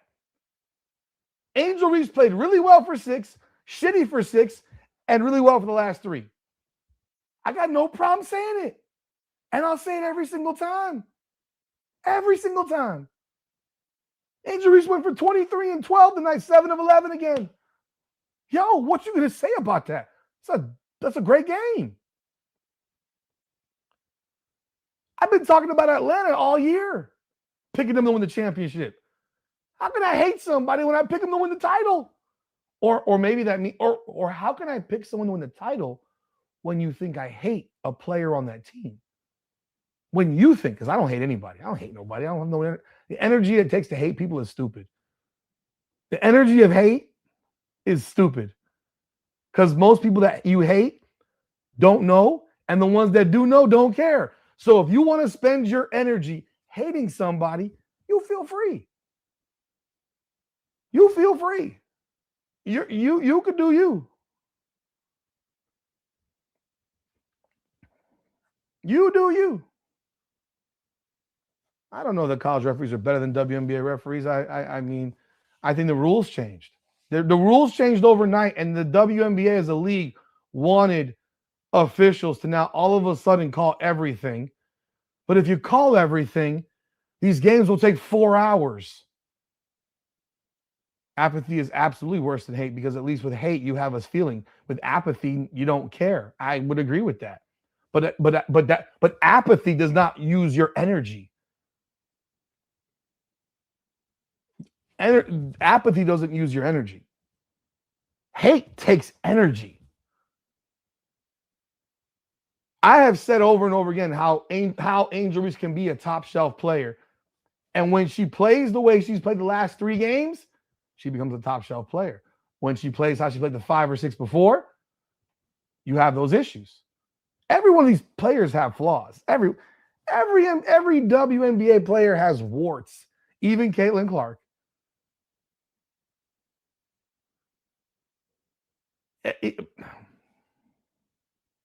I hate these long games. Are you kidding me, bro?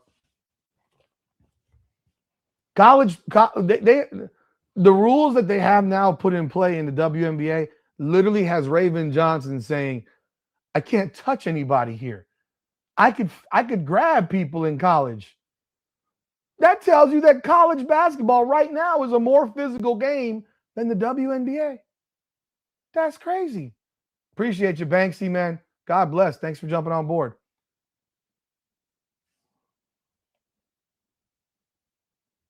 Again, I don't care about what you think about other people. I'm sitting here talking about myself. This is my channel. You're calling me out on my channel, folks. You call me out on my channel. You don't know shit about me. I did a live that night for 2.5 hours on the Atlanta Dream. I did one earlier this week on the Atlanta Dream. Did you watch? No. You'd rather watch those fucking idiots that will suck off every play and want Ryan Howard traded. If you want to watch people that want the voted number 2 guard in the damn WNBA traded, then so be it. So be it. What's up, Maria? But the Seattle Storm got some good players. They just don't have a good team. That's what it is. Look at the Indiana Fever. How many good players do they really got? How many good players do they really have? Oh, they want Ryan Howard traded because she had 2 bad games or 3 bad games. She had a couple bad games. Literally a couple bad games. They want her traded. There's been videos made on it. They want her traded. I did a video on it. I quoted people on it. They want her traded. A lot. I'm not saying all of them, but a lot of them do. Hell, they want her traded for Kelsey Mitchell. I would take that trade in a second. Ryan Howard is one of the elite on-ball defenders in the WNBA. If you trade her for Kelsey Mitchell, straight up, your defense goes down like this. And then you got a 5'6" point with a 5'8" and a 5'11" 3. You become really small. Really small. No, Howard needs to have a better IQ playing basketball. Howard needs to attack the rim more. Howard needs to take the ball to the hole. That is the problem with Ryan Howard. Selfish. She don't have to be selfish. What does she got to be selfish for? She takes 10 threes a game, 10 threes a game. She needs to attack the rim. You never seen these girls win champ. What are you talking about? I don't even know what you're talking about. The Fever got 3 good players and a bunch of role players. They're no different than damn near every team in this league. 2-3 good players and a bunch of role players. They want to trade Ryan Howard because she had a couple bad games. They blame her for losing. They blame her for losing. Ryan Howard with Caitlin Clark. Did you watch her in the damn USA game? Every shot she took was wide open. Ryan Howard needs to take every shot from inside 15 feet. Every shot should be with inside 15 feet. Attack the rim. You can't be guarded. 6'2", 180. You can't be guarded by a small forward. There's not a small forward in the WNBA that can guard Ryan Howard. Not one. Not one. But the fact that that fan base or that group of the fan base of that one player wants to trade her. So in Chicago, it was Camila Cardoso's fault. It was Kendi Carter's fault. It was Ariel Atkins' fault. It was Tyler Marsh's fault. It was Teresa Weatherspoon's fault. It was the facility's fault. It was the GM's fault. It was Marina Mabry's fault. It was everybody else's fault. It was everybody else's fault with the exception of their favorite player. See, that's the problem. Well, they're not winners because they're young. They're still young. They won 30 games last year. they were 30-14. Based on that, then Napheesa Collier's a loser too. What has she won in the WNBA? Nothing. She's won nothing. Napheesa Collier's a loser in the WNBA. She's won nothing. Winning at UConn don't mean shit to me. Winning at UConn means nothing to me. Winning in high school means nothing to me. In the WNBA, Napheesa Collier is a loser. A loser. And I've said it about Caitlin Clark. It's always everybody else's fault.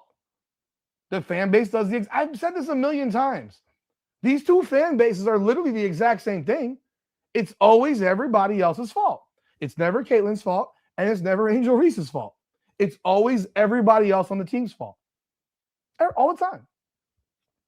I don't ride with that. Do I like Stephanie White? No, I don't. I think she's mismanaged and mishandled the situation in Indiana incredibly. To the point where there are people that truly believe that Kelsey Mitchell's the best player on this team. And there's no logical human on earth that would believe that if you knew history. If you knew history, you know that Kelsey Mitchell's not the best player on the Indiana Fever. Because Kelsey Mitchell had 7 years as the number one option. And she won 35% of her games. Facts. Not made up. While having constant top 3 picks over and over and over again. The Fever are not winning a championship. The team ain't good enough. Team's too small. Team is too small. The team is too small. They have no size. Aaliyah Boston disappears against real competition. She's soft. The power forward play, 90% of the time is bad. Like the fact that Stephanie White's so unbelievably excited that Michaela Timpson grabbed 8 offensive boards. I mean, yo, she had 8 points and 8 and 9 rebounds, and you're like jumping for fucking joy. That's insane. 8 points and 9 rebounds. And she had 8 offensive boards and 1 defensive rebound. And when Michaela Timpson was on the court, they were -9. Okay, robbed or not, they lost. Robbed or not, they lost. No one remembers that. In 5 years, nobody will remember that shit. In 10 years, nobody will remember, nor nobody will care. Does anybody care that the Toronto Raptors beat the damn Golden State Warriors without Clay and Kevin Durant? Nope. Still got a ring. Still got a ring. Does anybody care that Steph Curry won his first title against a LeBron team that was missing Kyrie Irving and Kevin Love? Nope, nobody cares. Does anybody care that LeBron James got a 3-1 comeback after half of the Golden State Warriors got injured after Draymond Green got suspended? Nobody cares, including Steph Curry. He was hurt. Bree Jones came back tonight. She played like 15 minutes. And you saw immediately the differences that she made. You want to know why you saw the differences? Because the second she went in the game, you saw a goddamn wall setting a screen. Bree Jones walked on that floor. That was the first good game Aaliyah Boston's played against A'ja Wilson. That was the first game where Aaliyah Boston punked A'ja Wilson. Because typically that's not what happens. So you want to use your current memory of the last game? I can give you game after game after game after game. I can show you the series last year in the 5-game series where Aaliyah Boston didn't do shit most of that series. But Bree Jones comes in and puts a wall for a screen. Bree Jones catches the ball in the paint. She got triple teamed. Kicks it out, boom, boom, 3-point shot, bucket. Bucket.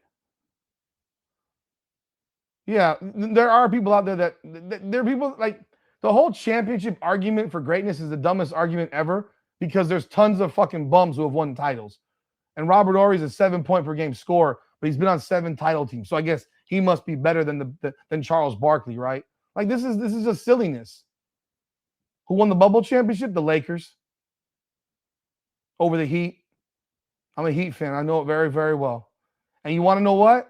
Nobody cares that Goran Dragic got hurt in game 1 and he was our second best player and that Bam Adebayo's shoulder popped out in game 1 and he missed 2 of the next 3. He missed 2 of the next 3 games, 2 or 3 of the next 4 games, something like that. And Goran Dragic never came back until game 6 with a busted foot.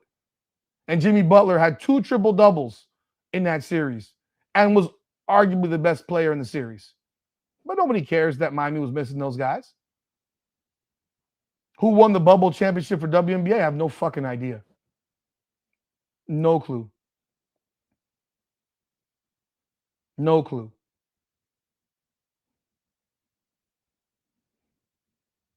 But again, I like the Atlanta Dream. But Kelsey Mitchell just had a game today where she had 0 assists and 25 shots. You know how hard that is? You know how hard it is to take 25 shots and not have a singular assist in 34 minutes of basketball and 1 rebound? 1 rebound? The Seattle Storm missed 33 shots and 5 free throws.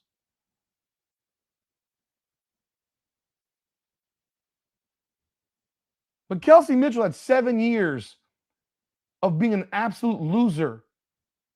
The year before Caitlin got there, they were 13-27 with her and Aaliyah Boston. And then magically, a player who spearheaded everything, it changed the culture. Remember when, for those of you my age, when Michael Jordan retired the first time, the Bulls went to the Eastern Conference semifinals if not for Scottie Pippen committing the dumbest foul on earth on Hubert Davis. The Bulls were likely going to end up back in the finals again. Hell, maybe win the goddamn thing. Maybe win it. Were the Bulls better without Michael Jordan? Hell no. Were the Bulls but what Michael Jordan did for that franchise is he made guys like B.J. Armstrong and Horace Grant or whoever replaced him. At the time it was Horace Grant still, and Bill Cartwright and Bill Wennington and Will Perdue. And people think Steve Kerr was a great basketball player because of Michael Jordan. I mean, the revisionist folks, if you were alive in the 90s and you know who the fuck Steve Kerr is, they build up Steve Kerr like he was a monster. Like he was some monster basketball player. That dude was a fucking back-of-the-bench role player. Back-of-the-bench role player. Like, stop, man. Yeah, and they lost in the playoffs because he wasn't there.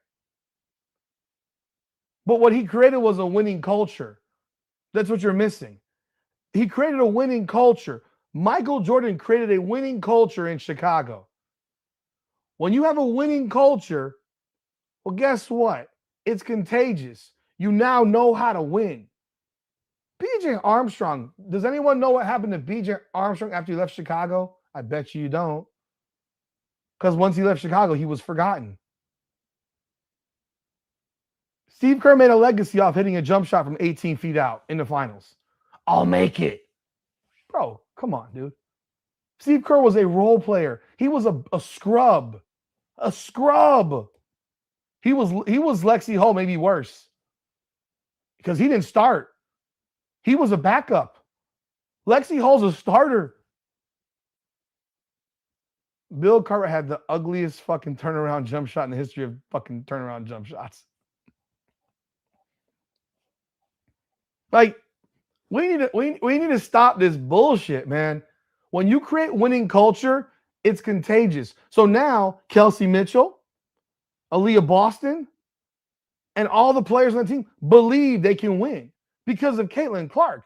I know it's hard to understand and you don't like the feeling of it, but that's what she created. It happens. There are plenty of times where you see star players go out and their teams win. John Morant went out a few years ago from Memphis, and they were like 24-4 without him. Was that team better without John Morant in the playoffs? They couldn't win without him. They could not win without John Morant.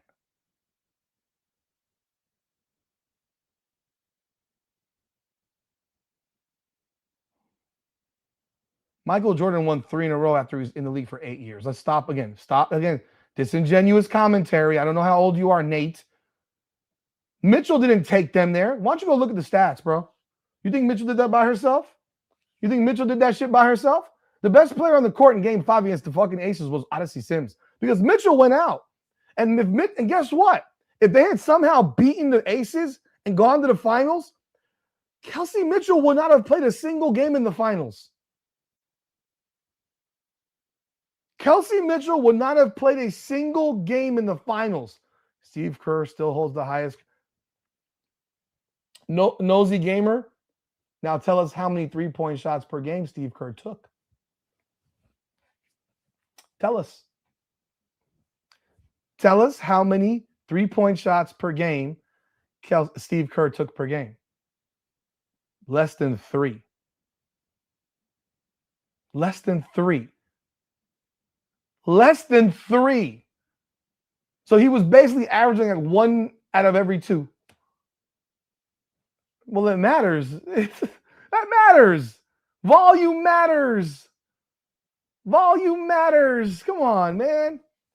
Yeah, Kelsey Mitchell went off the court with Rhabdo. She would not have played in the finals.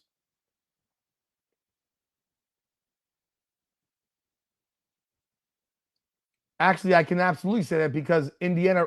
See again, Nate. You're not. Are you? Nate, I already see what you're doing in here because you criticized the Pope yesterday or the other day when I brought him on. I don't know what your deal is. I don't really know you, but because you just showed up. Cut the shit, bro. Cut the shit. The team last year that started the season in Indiana was not the same team in the damn playoffs.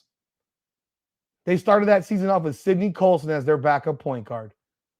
A lesser than role player. Not even a role player.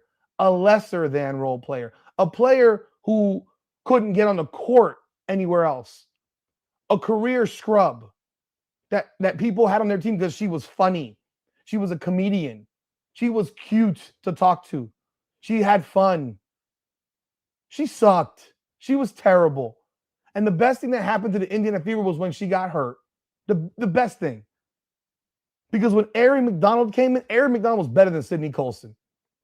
That's one. DeWanna Bonner leaving. You don't think that was a significant situation? That was significant as hell. Absolutely significant. You literally got a free agent who played 9 games and then quit. Literally quit. Because she wasn't starting. And her coach let her go because they were friends in Connecticut. And then Odyssey Sims is a legit ball player. The fact she can't stick on a team or play real minutes is crazy because she was carrying. She was awesome in the playoffs. She was awesome for them. This was a different team. By the end of the year, that was a different squad. That was a different squad. And it wasn't like Kelsey Mitchell was averaging 7-8 assists a game. She averaged 3.5 assists a game. 3.5. I mean, Aaliyah Boston pretty much had the same damn numbers she'd had for 3 years. Kelsey Mitchell was marginally better. And they brought in other people. And Natasha Howard, no matter how much y'all don't like her, was really good. Natasha Howard was really good.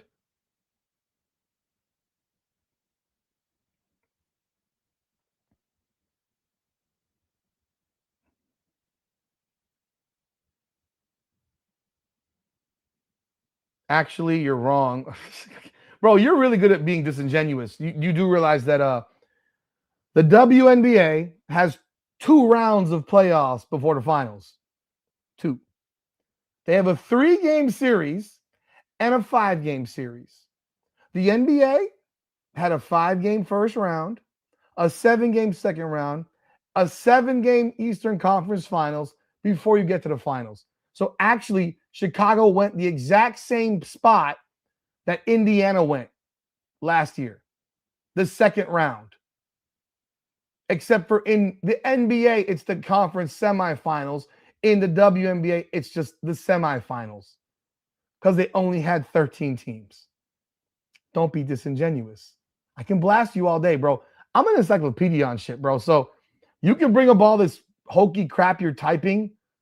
I can break it all for you real fast. Chicago didn't go far. Chicago won 55 fucking games. They were 55-27. And you want to know what Indiana was last year without Caitlin Clark? 16-15. And you know what they were with her? 8-5. You can do some mathematics. That's the equivalent of being 16-10. So 16-15 to 16-10, give me 5 more games. That's the equivalent of being 19-11, 20-11, or 19-12. They were better with Caitlin Clark than without her. Stop it. Stop it. It's called math. It's called math. Like the fact that you're even comparing the Bulls to the Fever is laughable.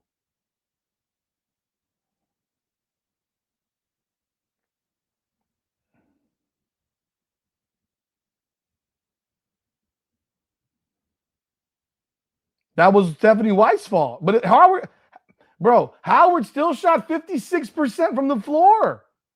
While y'all were hating on her last year, she was still the most efficient player on the team. She was still the most efficient player on the team. Stephanie White screwed that up. But y'all just hated on her because you wanted to hate on her because she said she wanted to be MVP. Come on, man.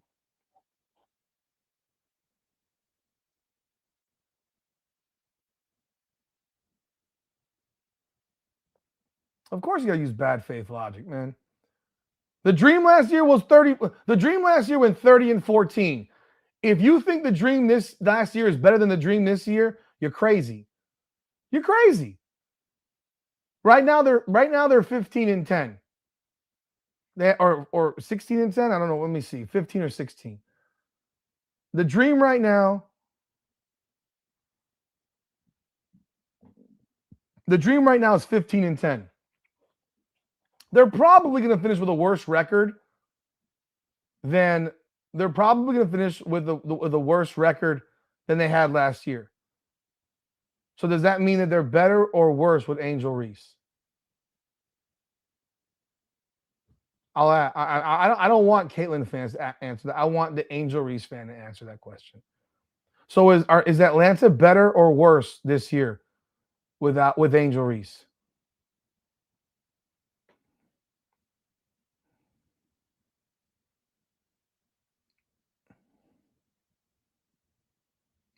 The WNBA has more talent than last year? No, it doesn't. It's the same shit. Bree Jones came back tonight. Bree Jones came back tonight for Atlanta. And you saw the impact immediately. They're better. No, again, I'm including Bree Jones. Are they better with Bree Jones and Angel Reese, or better with Brittany Griner and Bree Jones? Atlanta's a better team this year. And they're going to probably win less games.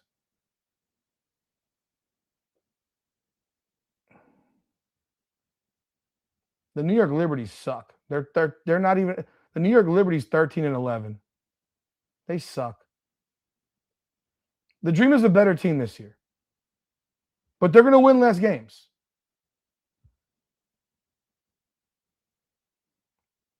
Caitlin Clark this year, in 3 separate games, has hit a game-tying shot at the buzzer, has hit a game winner at the buzzer, and hit a 30-footer with 39 seconds to go to give them a 3-point lead.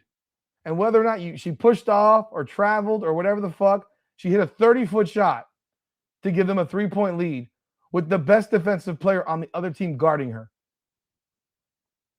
And then hit 4 free throws, all in the last 39 seconds. Caitlin Clark is about as clutch as it gets in big moments. Now, she might miss a whole bunch of shots during the game that we watch. And like, how did you miss that shit? You're wide the fuck open. But clutch situations, Caitlin Clark is as clutch as it gets. Bree Jones played tonight. She didn't play a lot, but you felt her impact immediately. Thank you for the super chat. I watched the video. Said that Miles Page and others had horrible games against the Valkyries and no one said a word. Yeah, they don't. They don't. I mean, they don't. It's fine. It just shows you the disingenuous nature of people. It just shows you the disingenuous nature of people, man. Thank you for the super chat, Mike. That's just how people are, bro. The WNBA is not a better league this year than it was last year. You're not. You're mistaken. You're mistaken. It's actually gotten it's more watered down. How is the league better when you add 3 teams in 2 years? I mean, ask yourself that question. How is the league better when you've added 3 teams in 2 years and diluted the talent? This is a team that is already lacking talent. That's largely void of talent. Tell me exactly how you are a better league when you dilute talent. There's not enough talent in women's basketball, which is why you have players like Lexi Hull starting and a player like Monique Billings starting. Atlanta, once Bree Jones is back in the starting lineup, has the best starting lineup in basketball in the WNBA. And it ain't close. It ain't close. It ain't close. Expansion makes the league worse, not better. What was Indiana's record at this point? At 25 games, what was Indy's record last year? Worse than 15-10, I'm sure. What was it last year?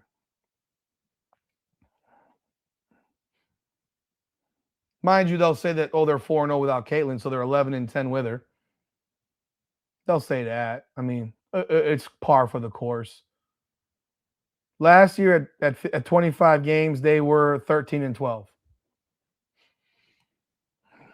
So they were worse last year when she wasn't playing. Oh, yeah, that's right, because they were 8-5 when she did play and 16-15 when she did. You think that the Indiana people would go undefeated without Caitlin Clark on the floor? Expansion dilutes talent. There's already a dilution of talent in this league as it is. That's why expansion is bad. But I said it last night in my other video. I said it last night in my live. I said flat out, listen, man, there's a reason that there are players that should be in the WNBA are not. There's a reason. Because there are players that keep them out. Ask yourself right now. Ask yourself this question right now. Why is Kennedy Carter not in the league now? Do you think it's because she really misbehaved? Do you think it's really because she's a head case? Thank you, Mike Nunn. The league is getting a bit better with younger, non-old guard players. The more younger players with millions of dollars, to an extent, but it's still a dilution of talent because they're letting players in who shouldn't be in the league. There's players in the WNBA who don't belong in the WNBA. They're not good enough.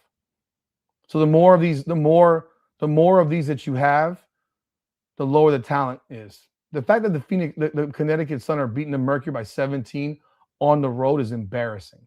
Actually, that's crazy. You would take Lexi Hull on your squad all day long? Of course you would. Yeah, sure you would. Sure you would. Who's your team? The Dream or whoever Angel plays for? Because I have admitted that I'm whoever Caitlin plays for. I've already said the ways that Angel Reese can get better. And if she does it, she can be one of the top players in the league.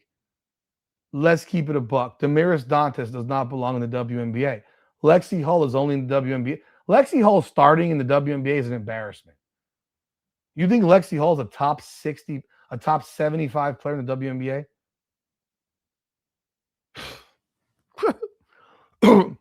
You want to know how bad the WNBA talent is?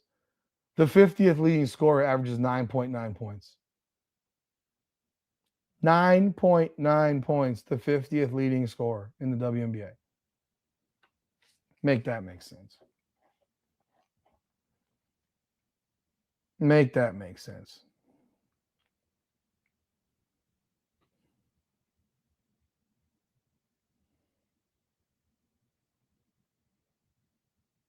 How is Golden State, the number one team, is number 2. I literally said that the league is filled with parity because of the lack of talent. Golden State Valkyries are a team with no stars and a bunch of role players. Tell me how, if those players were so good on an individual basis, that they weren't the number one option in any team that they played on. There wasn't one player on that team. The funny thing about last year's expansion draft to this year's is that there's not a singular player on the Valkyries who was the number one option anywhere. Gabby Williams was not a number one option, but she was picked up this year. Last year, Veronica Burton averaged 3 points a game in Connecticut. She was a scrub. End of the bench. End of the bench. So she wasn't good enough to play for Connecticut at all. They're role players. But what you got in Golden State is a great coach who's maximizing these players. They're defensively, they're elite. They defend harder than any. Guard-wise, they're elite. You want to know why they can't beat Vegas? Because Asia Wilson murders their ass. Asia Wilson individually destroys them. They can't beat Vegas. They might be able to beat everybody else. They can't beat Vegas. They can't beat Asia Wilson because they have no answer for Asia Wilson. None. But again, that doesn't mean the league is good. You think that means the league is good? The fact that an expansion team is number 2 seed right now, that means the league has problems to me. Because that's literally a group of role players. Gabby Williams is their lone all-star. She shoots 41% from the floor. She averages 16. Why is Kennedy Carter not in the league? Asia Wilson's why. Asia Wilson is the reason Kennedy Carter is not in the league. That's the real reason. How is Sedona Prince not in the league? They don't want to have a headache player, a bitch that don't take shit, someone who might punch you in the face because she's that type.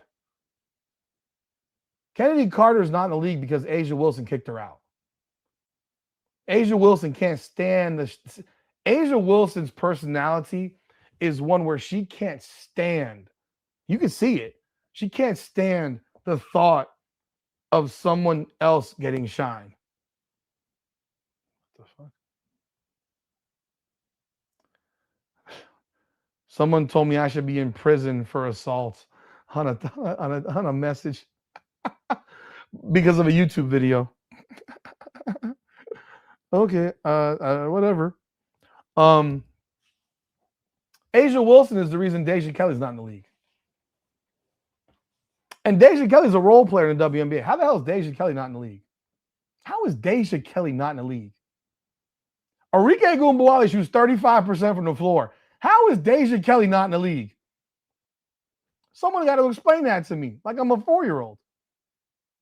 You got a bunch of bums in this league, and they keep out good young players.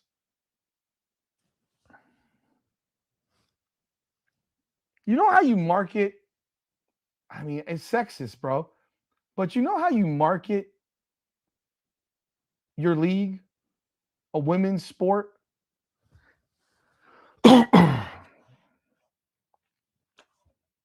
I mean, business-wise,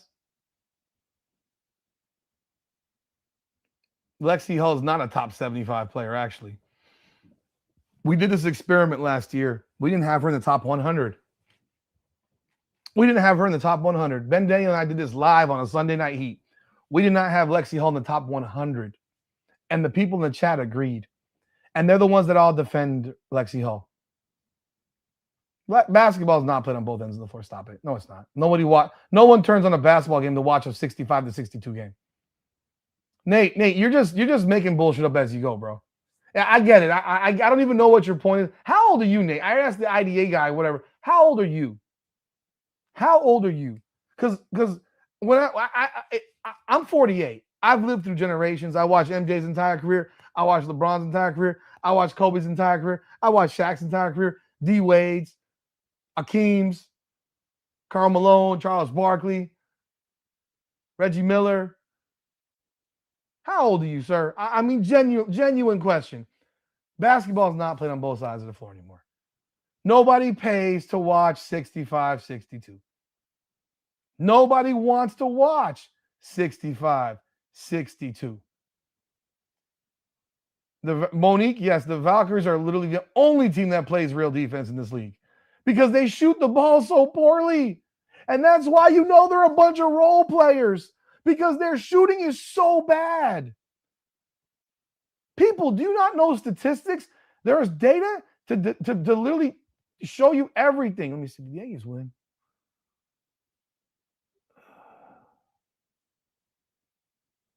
The Yankees lost 2-1. God damn. Fuck. Garrett Cole lost 2-1. God damn. Sucks. Got no hitting. Let me pull up some statistics for y'all. Dead. Seriously. Team stats. Offensive leaders. The Golden State Valkyries are the 4th lowest scoring team in the league. You know who's worse? Seattle, Washington, and Connecticut. Do you understand how hard that is? Like, the only teams that are worse, are lower in scoring than Golden State, are 2 of the 3 worst teams in the WNBA. And the Mystics, who can't score because they have no point guard. But yet, and also, they shoot the worst in the league. They're 41.9% from the floor in the league. They are the worst shooting team in the league. The worst. 15th. So your number 2 team in the WNBA right now in seeding is the worst shooting team in the league. You know who's second best shooting team in the league? The Lynx. And they got the best record. The Golden State Valkyries are such an anomaly because of how well they play defense and how physical they are that they're able to erase all reality from sport. Because this doesn't happen in the NBA. You think that the lowest shooting percentage team in the NBA would be anywhere near the top 10 in standings? In standings? No. And that's why this league is so like the Valkyries are a team of role players who play hard as shit. And I give them credit for it. They live and die by the 3 ball, and they shoot 34.6% from 3, which is actually 5th best in the league. Can you imagine? Think about this for a second. People rip Caitlin Clark for shooting 34% from 3. That's the 5th best team's 3-point shooting percentage in the league. The Fever are actually 2nd best 3-point shooting team in the league at 37%. Like the statistics should tell you that the Valkyries at best should be the 8-9 seed, and they're the 2. And they're the 2. But they have depth, and their role players are coached very well.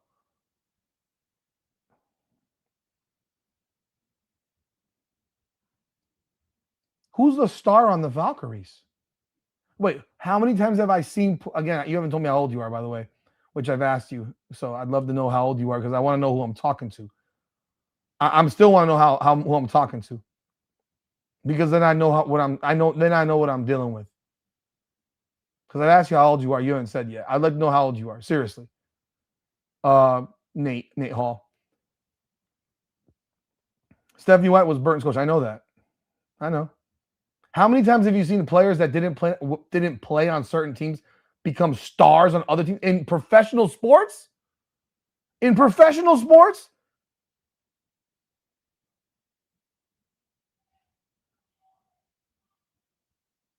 In pros, in the NBA? In the NBA, none. Couldn't name you one. I couldn't name you one. Didn't play? Couldn't name you one. In the NFL, there's some quarterbacks probably that were backups that didn't get an opportunity because they were behind the best guy in the league or something like that. Yeah, that it can happen in the NFL and as a quarterback, not typically as a running back or a wide receiver. But in the NBA, in the WNBA, who's a star for Golden State? There's no star on that team. It's a bunch of role players.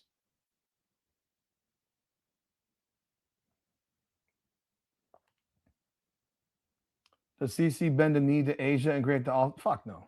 Give me a break. Mike, I appreciate the super chat. I saw the video that you're probably referring to. Those are the things that I'm not a fan of. Like, please, come on, man. I don't even know if they're serious or not, and what. Like, no, please, no.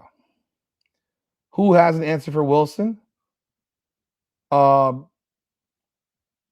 The Fever just beat them by 34 on their home floor. Aaliyah Boston punked A'ja Wilson. If Aaliyah Boston plays like she has a sack of shit in her, a sack of balls, she can actually play with Wilson, but she chooses to defer and bow down and kiss the ring of A'ja Wilson more often than not. A'ja Wilson is the reason that Kenny Carter's out of the league. You want to know why? Because A'ja Wilson can't stand the fact of someone else getting shine over her. She hates it. Jackie Young and Chelsea Gray are not a threat to her. That's why they're there. Kelsey Plum was a threat to her. That's why she's gone. When she said that fuck shit to Kelsey Plum, that was recorded about being, you understand your white privilege. Imagine telling somebody who plays basketball, you're 5'8". She's 6'4".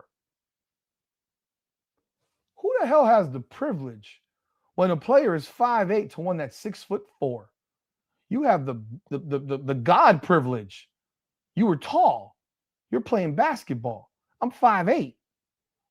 And I graduate from Washington as the leading scorer in the history of women's college basketball. You think I got there because of white privilege? Like, this is the person who A'ja Wilson is. She's everything that woman has shown tells me that she's not a good human being. She has a lot of hate in her heart. She holds a lot of resentment and hate in her heart, from the "it boils my blood" comment about Caitlin Clark to the most recent thing she did with Steven Jackson and Matt Barnes saying, "Oh, we play white players harder." No, you don't. Stop it. No, you don't. I'm still waiting for Paige Beckers to get played harder. I'm still waiting for you to play Breanna Stewart harder. I'm still waiting for you. I'm waiting. When are you going to do that? I'm still waiting for you to play Sabrina Ionescu harder. When are you going to do that? I'm waiting. How about Sonia Citron? When? When is it coming? Did they play Elena Delle Donne harder? Did they play Lauren Jackson harder? How about Sue Bird? How about Diana Taurasi? Did they play them harder too? Stupid statement. It's a stupid statement. It's a hate-filled statement. That woman has hate in her heart. She got Kennedy Carter kicked out of the league. She didn't want her because Kennedy Carter was outshining her ass. Because Kennedy Carter was coming off the bench crushing it. Can you imagine you have 25 points, you're shooting 65%, and Jackie Young's on the floor in the fourth quarter of a close game, and Jackie Young's made one bucket the whole game? I'm sorry. In that game, she was 0 for 13. And she's on the floor and you're sitting on the bench? That's insane. That's insane. A'ja Wilson hated Kelsey Plum. She hates Caitlin Clark. She doesn't like white people. You can see it. It's in everything she says, in everything that she does. And she didn't want Deja Kelly on the team because why? Why do you think that? Why do you think that? Because A'ja Wilson has this belief in her mind, that she's an attractive chick. Maybe there's some weird ass dudes like Bam Adebayo. She's hot. To me, she looks like booty face. Deja Kelly is absolutely stunningly gorgeous. And Deja Kelly was the number one option at North Carolina and at Oregon. Was she a shot chucker? Yeah. But who do you think people would be looking at if Deja Kelly as a backup guard was on that Aces team? Oh my God. Oh my God. Do you know what would happen with the dudes would be fucking fiending for Deja Kelly. Go look at her. The dudes would be fiending for her. I mean, Kennedy Carter isn't bright. We know that. No, Kennedy Carter's an idiot, but I mean, she's not on the team because of A'ja Wilson. Yeah, I know that, but Kennedy Carter makes them a champion. They're already champions, yes, but Kennedy Carter makes them a prohibitive favorite as to repeat. How is Kennedy Carter coming off the bench? Like, that doesn't even make sense. People were calling Kennedy Carter in the first 15 games of the year the sixth man of the year. To being cut? I just be talking. You just be listening. I know you love me, April. I mean, you're here every day. You love me. I'm blaming her. I'm telling the fact. That's why Kennedy Carter's not on the team. I want people to be. You got people wanting players to be. I don't want anybody to be arrested for fucking fouls. It's stupid. I think that's the dumbest shit on earth. So get out. If you don't make up shit I've never said. Deja Kelly can play basketball. She's playing in some fruitcake league, but she can't play in the WNBA. But you got Lexi Hull in the WNBA. Lexi Hull's in the WNBA. Deja Kelly's not in the WNBA. Have you seen the scrubs? They got some girl for Atlanta right now, Jalen Sherrod. Who the fuck is that? That girl played tonight. I've never seen her before. How? What? And Deja Kelly? Deja Kelly in Atlanta? Lord have mercy, man.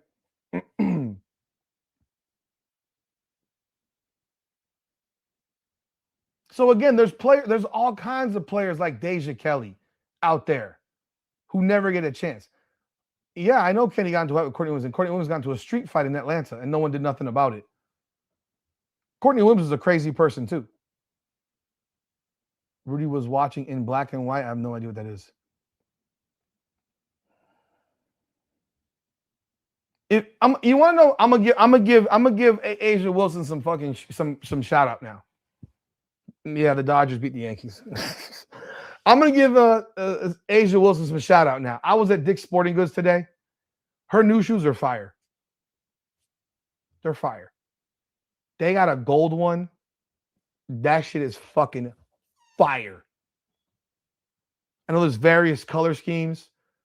The gold one is fire. It is 1,000. This is what kills me about Nike. You're 60, bro. You're 60, bro, and you think like this. You sound like a 25-year-old, dude. Nate, you sound like you're 25 with some of this shit. So you were there. You saw the Jordan shit. Come on, man.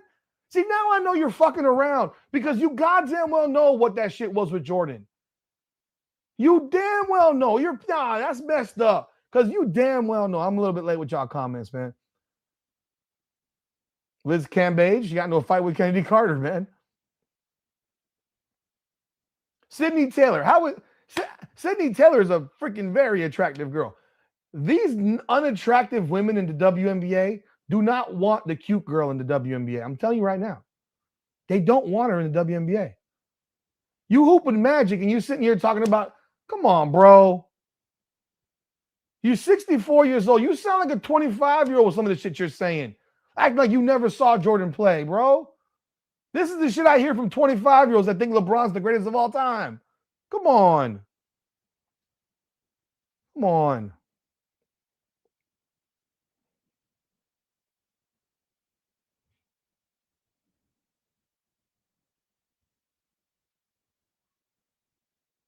The new shoe that A'ja Wilson has, I said it tonight, bro, it's fire.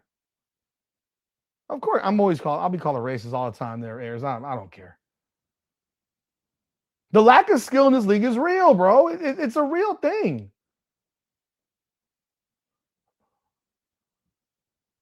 What about James Harden and Jimmy Butler? No, that's not what you said. You said guys who didn't play. And actually, James Harden averaged 16 a game in Oklahoma City. So again, your disingenuous levels is your disingenuous level is very high.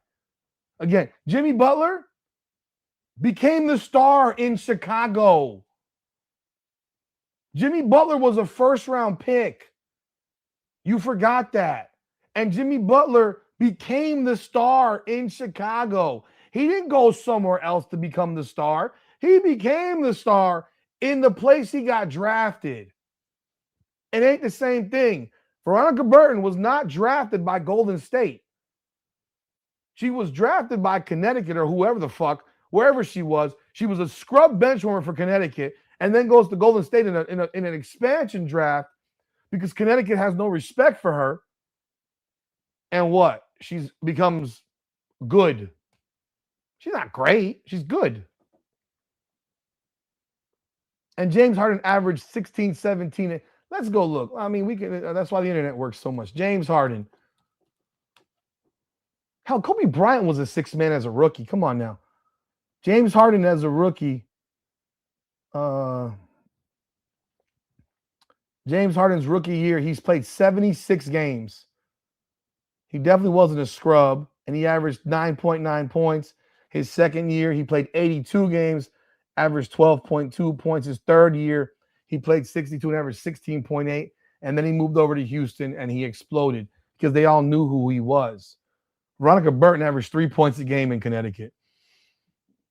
Not even close. Not even close. Hell, ask yourself why Aaliyah Nye is not in Vegas anymore.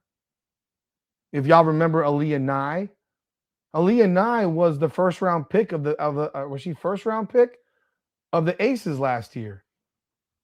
Can you imagine not keeping your first round pick, like not even protecting them in an expansion draft?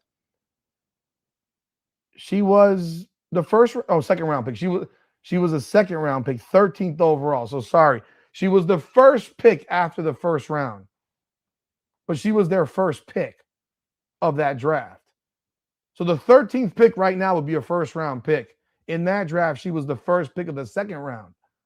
Can you imagine Aaliyah Nye? Why is a career 46% three-point shooter in college who was drafted that high left unprotected in the expansion draft? Come on, man. We all know why. Because Aaliyah Nye is beautiful. Asia doesn't like them girls. She doesn't want those girls on her team. I didn't say nothing. I don't fucking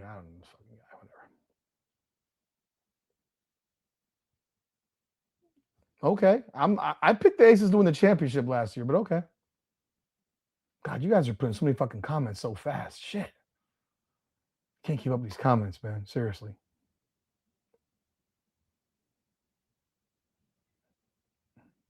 I got facts. I have my opinion. Because there was no way in the world that Kennedy Carter was going to get cut without Asia Wilson's approval. You think that Jehovah Sugar, do you believe that Kennedy Carter gets cut without Asia Wilson's approval? If you believe that Kennedy Carter gets cut without Asia Wilson's approval, bro, you're tripping. I'm way behind in the chat. I'm going to just skip all this crap. Y'all, yeah.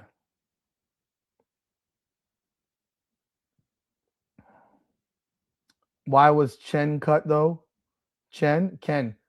Kennedy Carter got cut because Asia Wilson said get rid of her. She may have been a headache.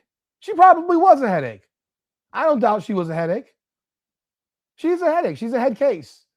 You have to balance what you find important. You have to balance that, sure. She was averaging 20 a game in the first 10 games off the bench.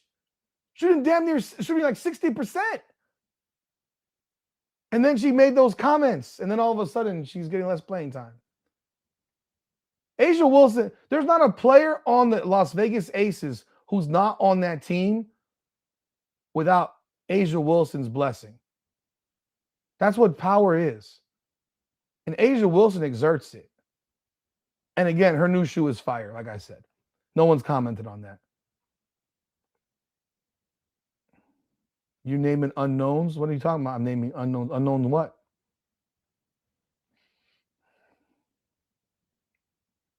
Jimmy Butler was on the Chicago Bulls, though. He was drafted by them. You said again, on one team to another. I'm using your words. Your words. See, again, I'm using what you said. Don't say, oh, you mean a guy who at one point didn't play a lot on his team? Kobe Bryant didn't play a lot as a rookie. Sure, most rookies in the NBA don't play a lot. Back in the day, today is different. Back in the day, rookies didn't play a lot. Hell, Dwayne Wade only averaged 16 a game as a rookie. 16.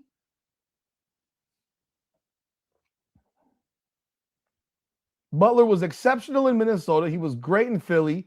He was awesome in Miami. I'm a flux capacitor.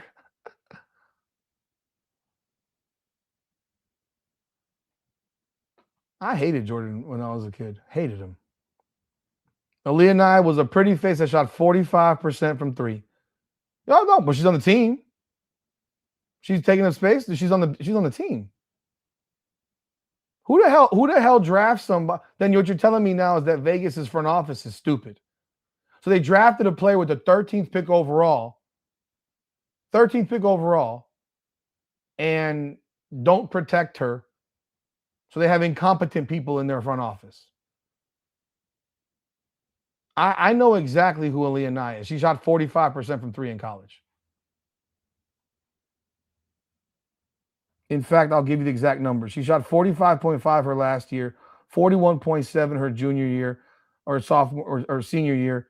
So her grad year, she got 45.5, 41.7 her senior year, 45.1 her junior year. She shot 41.8 for the career, but her 3 years in Alabama, she was up close to 45% from three.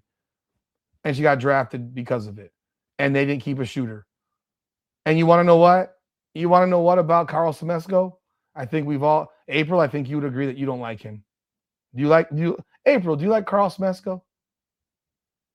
Do you like Carl Semesco? I mean, do you like Carl Semesco, April? Because I know that you love Angel Reese, and I think Carl Semesco's a moron. How does White justify not playing CeCe when she has already said multiple times after the game, we need to get ready for tomorrow, implying she is good? Because they're going to fucking say tomorrow that her back is bad. I hope I'm wrong. I hope she plays. I hope she plays. I hope she plays. But thank you for the super chat. I hope she plays. But I don't expect her to.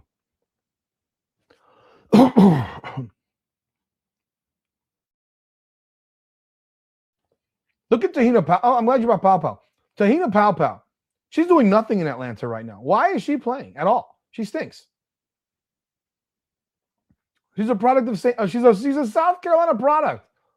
Every South Carolina guard sucks. All the South Carolina guards suck. There's not a good one out there. Powell would not have been drafted if she didn't go to South Carolina. So do you like Carl Semesco, April? I thought April was an Angel Reese fan. I don't know why the heck she's so mad at Caitlin than if she's an A'ja Wilson fan. I mean, it doesn't matter if you think that A'ja Wilson's the best. That's perfectly fine.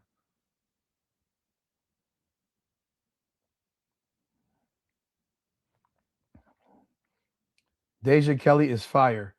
Bro, hijinks and shenanigans. Go to Deja Kelly's Instagram page. You will be drooling. You will be drooling. Like there was no logical reasoning that she got cut last year because she was one of their best players in the preseason. And then hell, she hit a game winner in the preseason. She hit a game winner. And then she got cut. I mean, she had like 15, like you said, hit 15. She had a game winner and got cut. And they kept Kirsten Bell. And every Vegas fan was like, why are we keeping Kirsten Bell? It's crazy. She's gorgeous. Carl Smesco sucks. He sucks. Carl Smesco sucks. Who is Deja Kelly? She played for North Carolina she played for North Carolina for 4 years in college and at Oregon her grad year. She was left undrafted. Shockingly, she didn't get drafted, and she got picked up by Vegas as an undrafted free agent. Now Deja Kelly is an undersized guard. She's a hybrid 0.2 guard.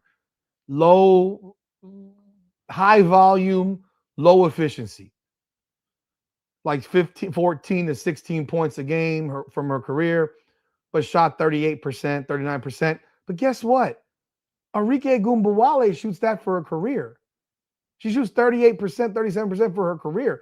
She's shooting 34.5% this year. And people think she's great. And she's 5'8". So why the hell would I not want to get a younger version of that? Who also is a beauty queen. She's a beauty queen. Stephanie White expects Caitlin to play. I didn't hear that. I didn't hear her say that in the press conference. Did she say that somewhere else? I hope she does. Then I'll watch the game. I know there's plenty of Angel fans that hate Asia too, by the way. I know a lot of Angel fans that hate Asia too.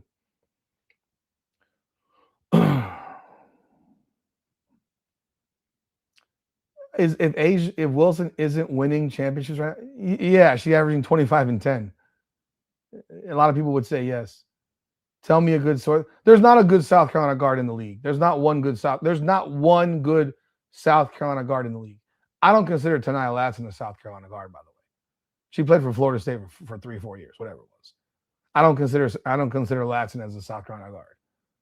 Alicia Gray is not even a South Carolina guard, if you want to be real. She played 3 years at North Carolina.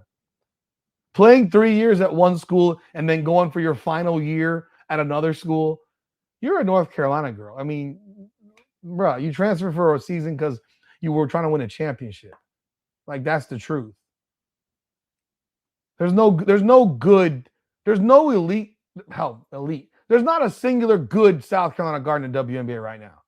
And that includes Raven Johnson. She's not any good. She's not good. She can't play offense. Offensively, she's terrible. She's now been relegated to being Ty Harris's backup, who went to South Carolina, and she ain't any good.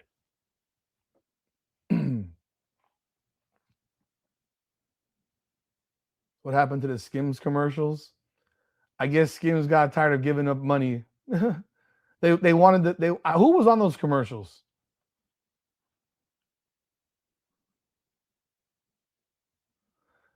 Star players can get rid of anybody they want. And that's another thing that I have beef with when it comes to Caitlin Clark, is that she's a star player. Thank you, DJ Doug. Thanks for honesty and saying what was I wrong about? What was I wrong about? I mean, I thank you for the super chat, but what did I say that I was wrong about? Let me know. Alicia Gray went to South Carolina for 1 year, not 4. She was at North Carolina for 3 years. Dawn Staley did not make Alicia Gray the player she is. Dawn Staley has not made any singular South Carolina guard. Look at what happened right now. Their expected starter just quit the team because she doesn't think she'll start because of the freshman they got coming in. Maddie McDaniel just quit the team. She has a mental health issue now.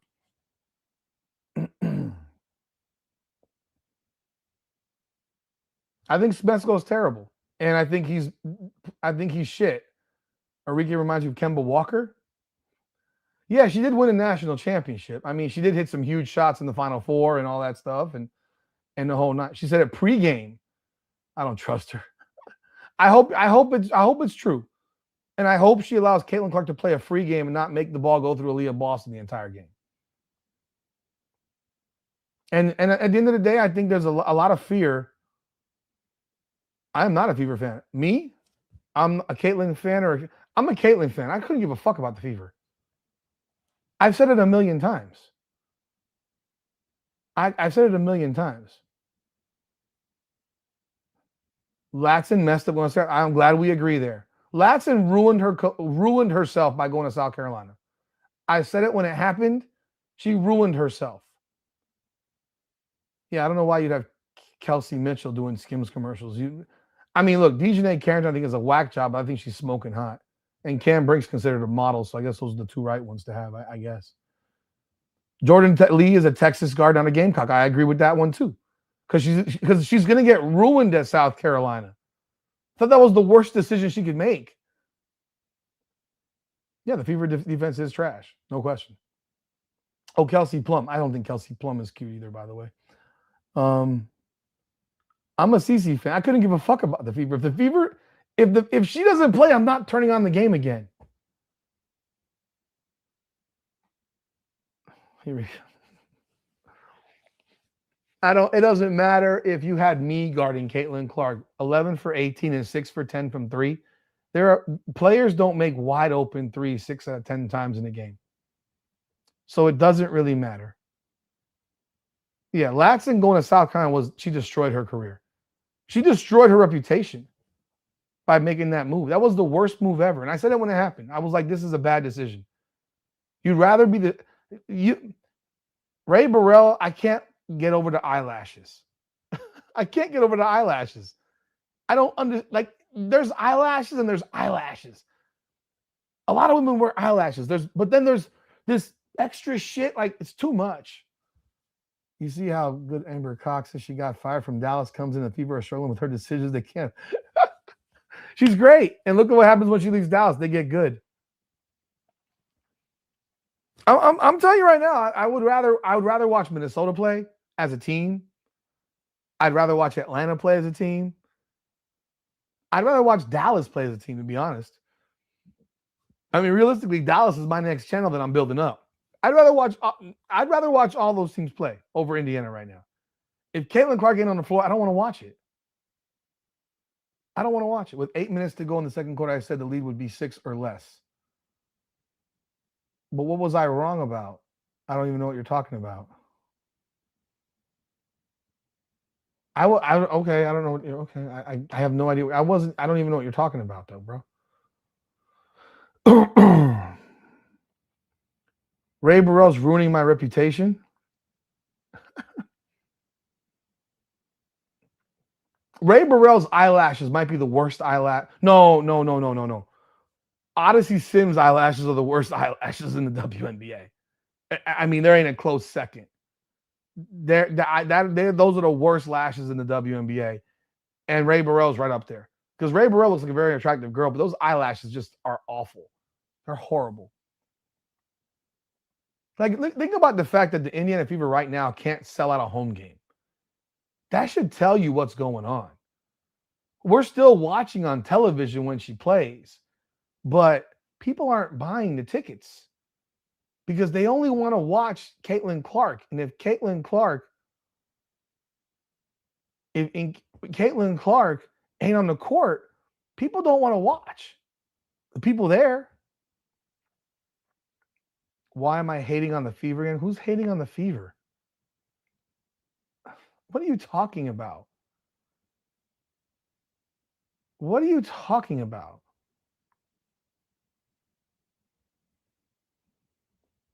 I can talk about whatever I want. I'm telling you what sells in the WNBA. What sells in the WNBA is attractive women. And a lot of the older ones are unattractive women that don't want the cute new ones to come in. And if you don't agree with that, then you don't know marketing. There is a reason. Oh, Nisa Morrow's eyelashes are worse? Okay.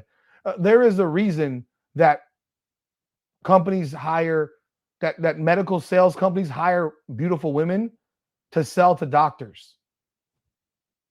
There's a reason for it. Nisa Morrow's fine. I think she's fine as hell. person.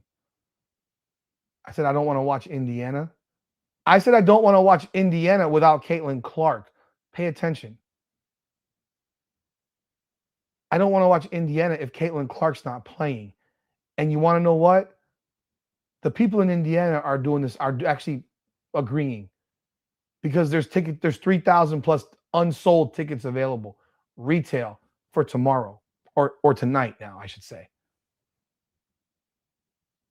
The coach has pissed off enough local people to where they don't want to go to games. People who were flying in from all over the world to watch Caitlin Clark play don't trust the team. They don't want to go to games because they're not paying to go watch Aaliyah Boston play basketball. They're going for the Caitlin Clark experience. The Caitlin Clark experience is watching Caitlin Clark run the offense and do shit that she did tonight. What? There's no correlation between beauty and male engagement in female sports? You think that? You think so, Ayers? Oh, there's a correlation. Absolutely. Is Caitlin Clark hurting? She had 45 and 10 tonight. So if you were watching, she had 45 and 10 tonight. When she was allowed to play a free game of basketball and not be bogged down by some ridiculous offensive set with Aaliyah Boston, guess what? She freaking went crazy. She went crazy. And tomorrow night, my guess, Caitlin might go 20-8 if we're lucky. People were flying in from all over the world to see her play. They're not paying to see Kelsey Mitchell or Lexi Hull or Sophie Cunningham or Aaliyah Boston. They're not. They pay to watch Caitlin Clark.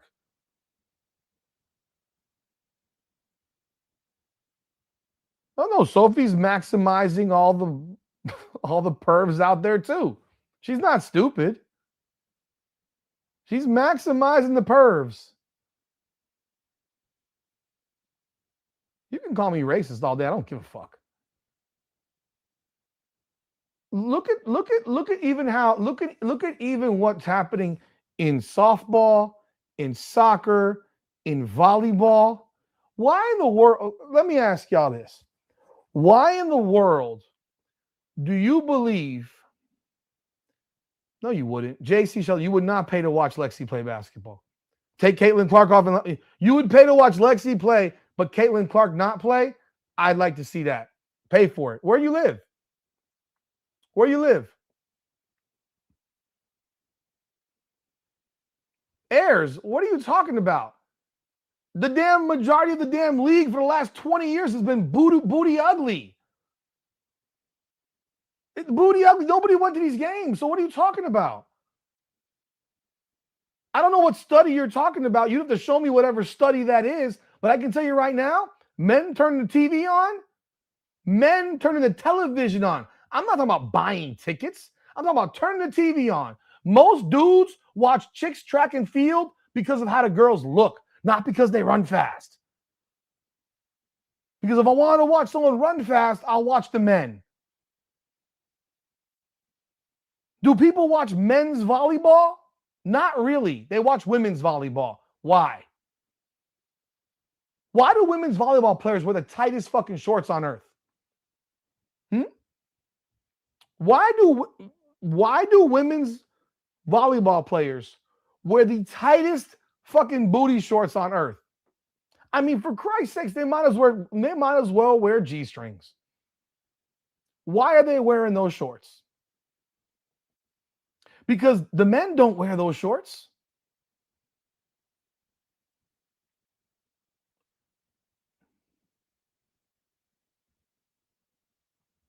I hope she gets to play too, Monique. I really hope so.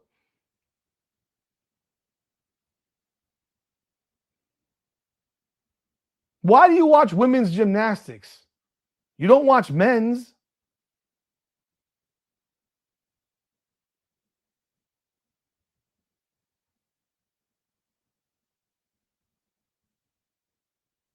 Your dad watches Sophie because he thinks he's pretty. I guarantee that.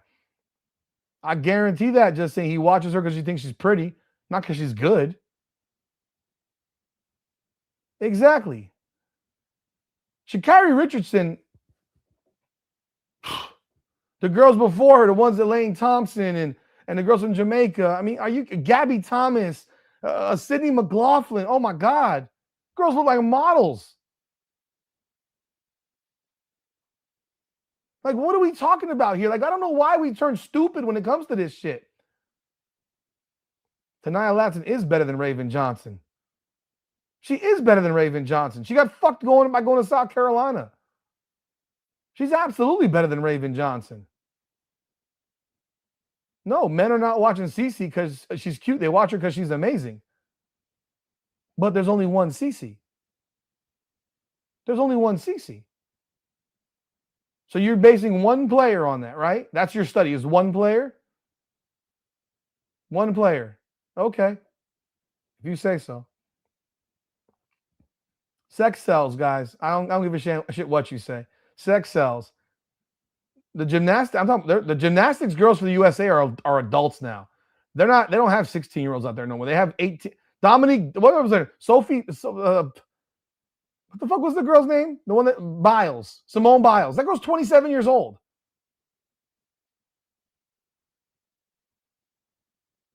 Soccer players outside of Megan Rapinoe, Trinity Rodman's cute as shit.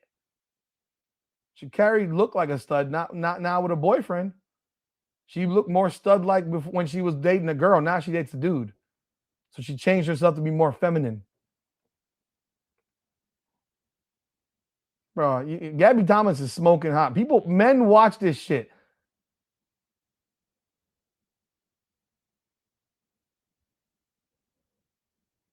All right, man. You can't use Caitlin Clark as your example. She's the outlier of all outliers, man. She's the outlier of this shit up. She is the absolute outlier. Why would I ever turn on a volleyball game of women when I can watch men? Men don't put on tight-ass shorts to play volleyball.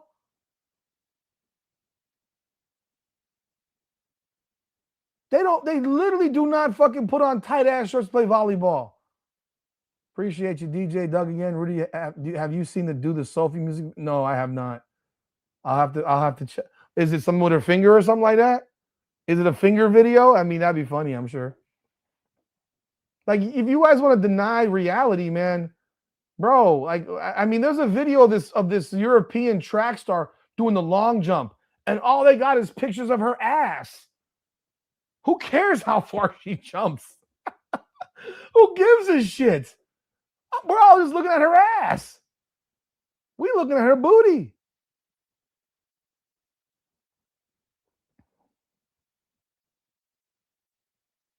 Like, why would any man watch? Look at the Dominican national volleyball team.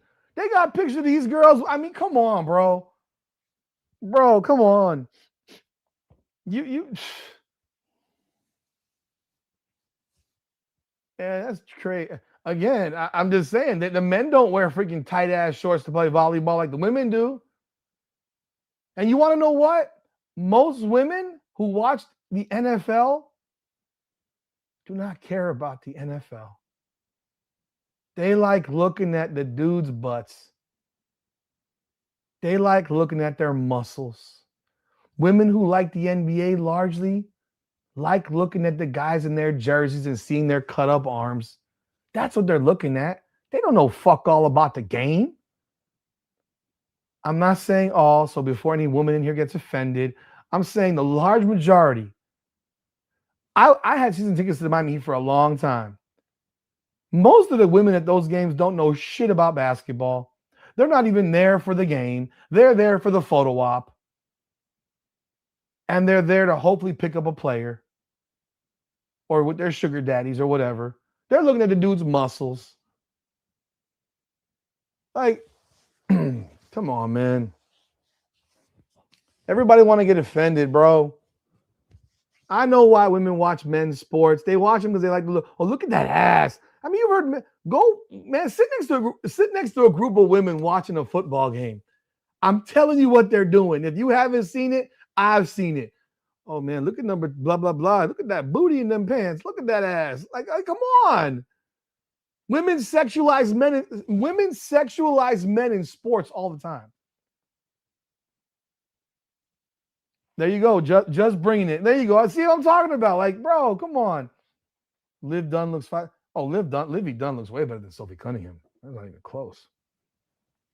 Shit. Livy Dunn looks way better than Sophie Cunningham. That's not even, they're not even in the same stratosphere. They're not even in the same stratosphere. And think about this. Who the fuck is Livy Dunn?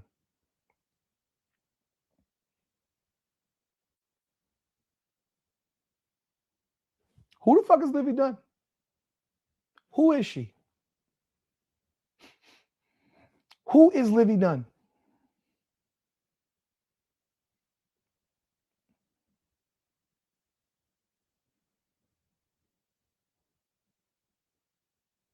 Yes, the WNBA and women's basketball is stupidly marketed towards gay women.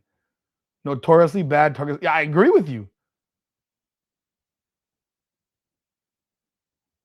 Livy Dunn couldn't sniff the U.S. national women's gymnastics team. Yet Livy Dunn might be the most famous gymnast in the world. Even more famous than Simone Biles. She might be more famous than Simone Biles.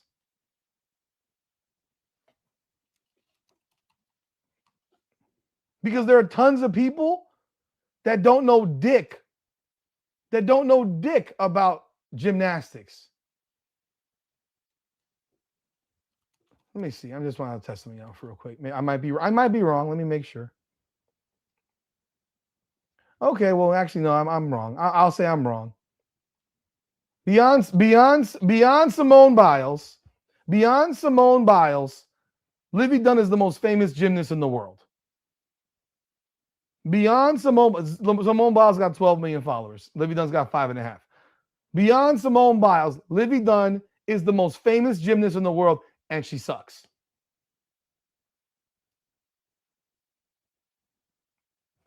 So beyond Simone Biles, Livy Dunn's the most famous gymnast in the world.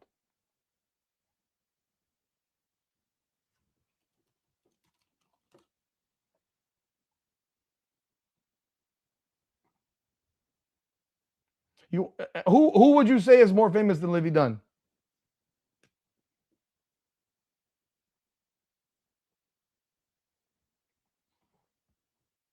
I just corrected myself. Beyond Simone Biles, who is the most famous gymnast in the world? It is Livy Dunn. And Livy Dunn can't make the U.S. women's national team.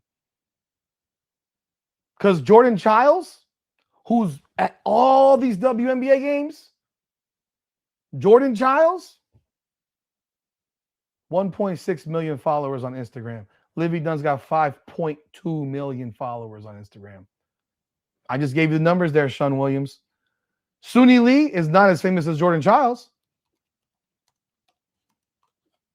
Suni Lee has 4 million. So Suni Lee is actually more famous than Jordan Childs. 3.5 million. So statistically speaking, Livy Dunn's more well known than Suni Lee and Jordan Childs.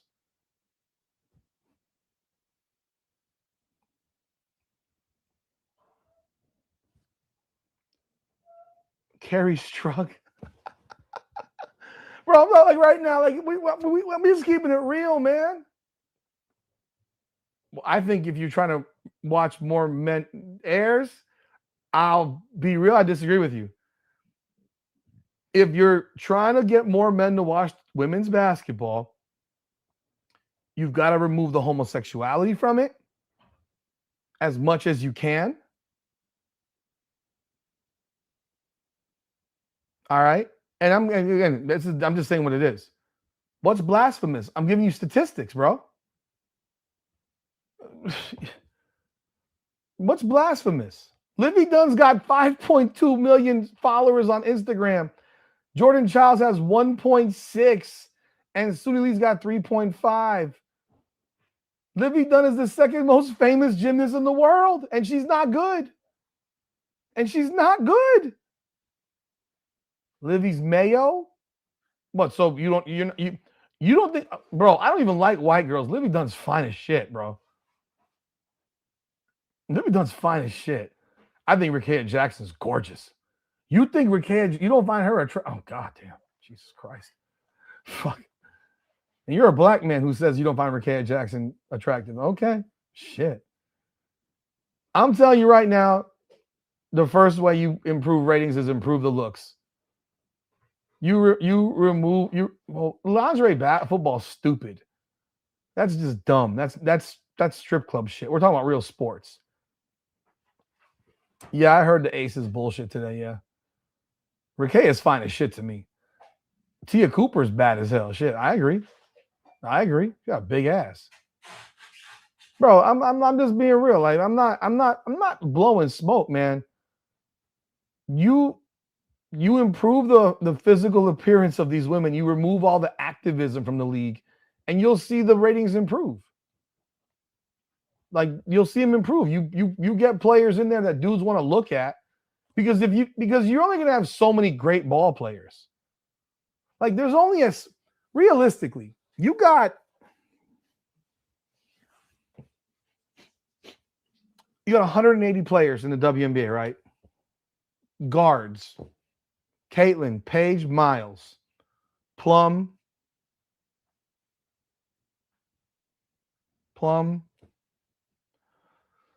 Kelsey Mitchell, Sabrina, Gray, Ryan Howard, Canada, Ka Copper, Jackie Young, Courtney Williams, Kayla McBride. You might have 15. You might have 4 or 5 elite level guards and about 10 good ones. The rest of them suck. I mean, the rest of them suck.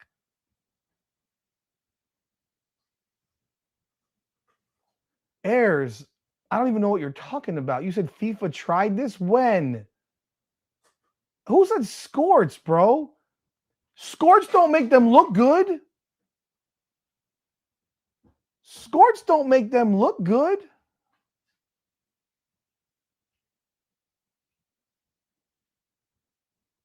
Scorts don't make the person look good here or here or here.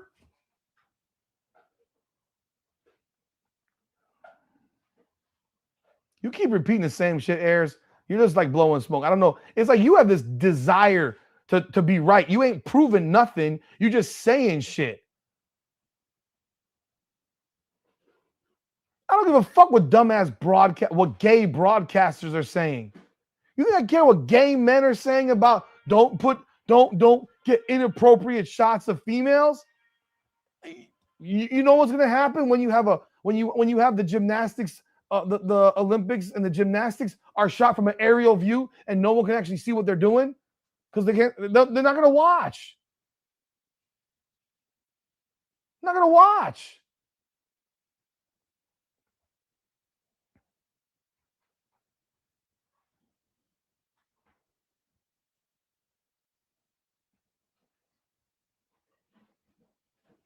Anyhow, check out Livy Dunn and Alex Earl. Okay, I'll do that. But I don't know what you're talking about. They provided examples. I don't know what FIFA tried to do, so I have no idea what you're talking about. Because I don't care what you wear. I care about how you look. I think all the girls that are rolling their shorts up in basketball, I think all the players doing this shit and then tucking their shit in here and tucking their shit in here and doing all this shit to tuck their shit in and make it look like they're wearing a fucking diaper. Like, what are you talking about? Like they literally are tucking their fucking shorts in to show their asses. What do you think they're doing that for? Zia Cook is cute. Oh, and she went to South Carolina. She sucks. Why are you looking at my dick? Close your eyes. But what are we talking about? These girls are. I didn't flash you shit. My dick is here, bro. I didn't pull my. What are you talking about? Oh my god, you're literally sitting here telling me that these girls pull their shorts all the way up because it's more comfortable to play basketball with your shorts tucked into your fucking underwear? Are you watching me on a television screen?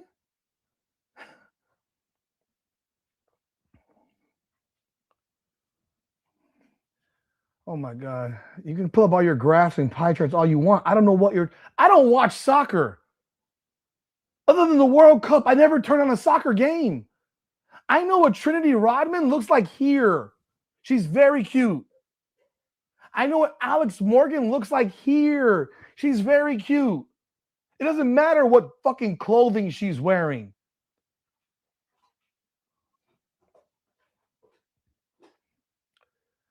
You're watching me at 85 inches. Shit, okay. You're watching me at 85-inch screen, man. I feel proud, man. You think Jordan Cannon? I think Jordan Cannon is actually really fucking cute, personally. I think Jordan Cannon is really cute, but that's my opinion. You think Jordan Cannon look like an alien? I think Cannon is really cute. Whatever. I'm stuck on literally, you want to know that you're in the chat right now? It's like 99% of people disagree with you, bro. 99% of y'all, of the people in here disagree with you, bro. I defiled your goon cage. Again, if you think that the girls are tucking their shorts in under their panties and it feels comfortable to run with your pants literally up your ass, you're crazy. You're crazy. You try running around with your shorts tucked in your ass. Isabel Harrison is gorgeous, actually. She's gorgeous. Name 5 most marketable women in the WNBA. Caitlin Clark. And after that, I have no idea. After that, I have no idea. Paige, maybe. Asia Wilson, maybe. Probably not. Sophie Cunningham's number 2. Sophie Cunningham right now is the number 2 most marketable player in the WNBA, and it ain't got fucking anything to do with her basketball skills. 0.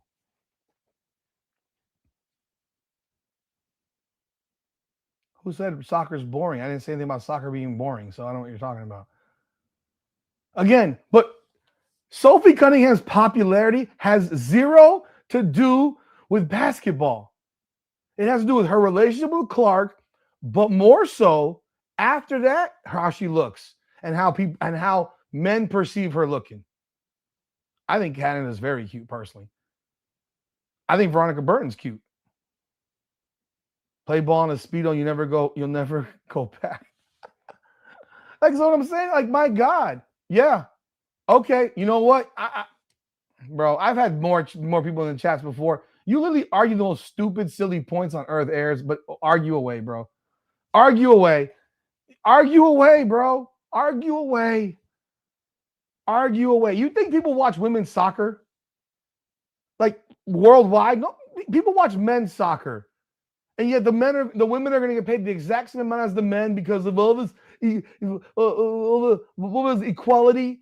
You ain't no equality. I draw fucking 100 times what you draw to watch a game. The Argentina-Spain game on Sunday is going to have 200 million viewers. No, I'm sorry. No, that's football.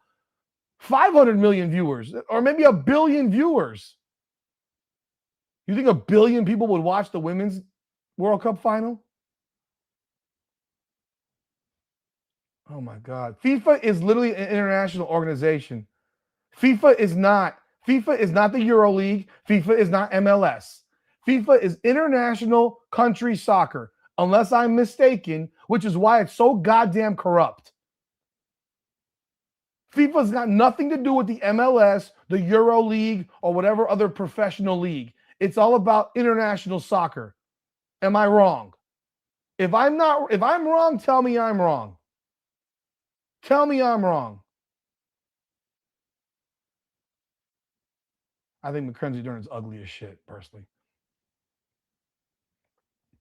Men's soccer is the most watched sport in the world. Yes. Cool. And yet the women want the same amount of money as the men, and they draw a fraction of the viewership. Crash out. Shut up, bro. You fucking stupid. Like, shut up, bro. Again, I'm asking the question because I'm going to be real. I thought FIFA was nothing more than the international game. The World Cup, the Copa America, the fucking whatever Euro championships. It ain't got nothing to do with the actual leagues. Am I wrong? FIFA governs MLS? How does FIFA govern MLS? I'm going to look this up now. Since y'all not, I'm asking you. So let's see here. Does FIFA govern MLS? It does. Wait. Yeah, Major League Soccer is recognized by FIFA, though it is done indirectly. MLS operates under the sanctioning of the United States Soccer Federation and the Canadian Soccer Association because both of these national federations are affiliated members of FIFA and CONCACAF. And, bro, they're subject to player transfers, eligibility, and the official laws of the game. FIFA doesn't own the damn leagues, though. FIFA doesn't own the teams. Okay, I don't fucking know. Whatever. Yeah, okay. And that's stupid. That's stupid. That's fucking stupid. That's why it's so corrupt. That's unbelievably stupid. That is unbelievably stupid. I just learned something today because that is unbelievably stupid. No wonder that shit's so corrupt. I thought the corruption was just based on government. I'm serious. I had no idea. They govern. How? Who made this decision? God damn. So you're telling me that if I don't care about the world, I care about the United States of America. I don't live in Europe. I live in America. I really don't give a shit about the rest of the world. Well, I mean, you could say that that's why Argentina did not beat England the other day because of any corruption. They came back and England choked. So if I want to start a soccer league, I got to get approval from who?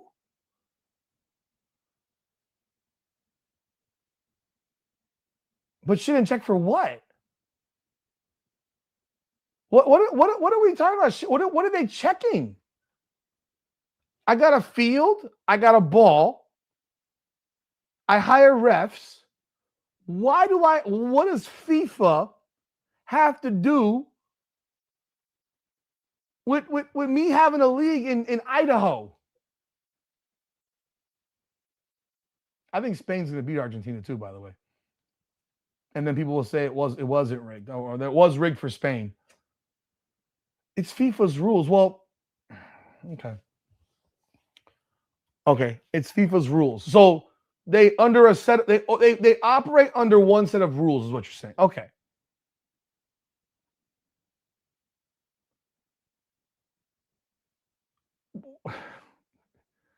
That's just so dumb, bro. Honestly, that is the dumbest shit I've ever heard. That would be like the UFC. If you want to start another MMA organization, you got to get permission from the UFC to operate under the UFC rules.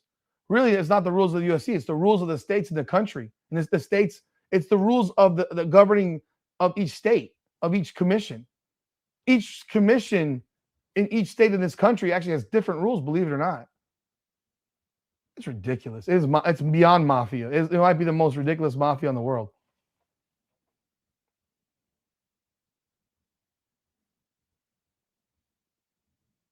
I mean, I've watched the FIFA thing. I had no idea FIFA controlled the MLS. I had no idea. The goals don't count. Oh, boy. Actually, the women's soccer, let's go look at that stuff because I don't believe the Women's World Cup final did more than the Super Bowl. TV ratings. 82 million globally. The Super Bowl did like 130 million, so that's wrong. So you're wrong about the women's soccer, just so you know.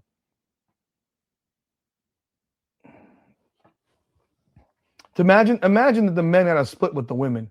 And if the men and the women's game won't draw a fraction of what the men's game. The men's game drew what was it against Bosnia? The men's game drew 33 million people. 30 in this country alone, 33 million on TV in this country. 33 million for a fourth round game. I mean, a first round game.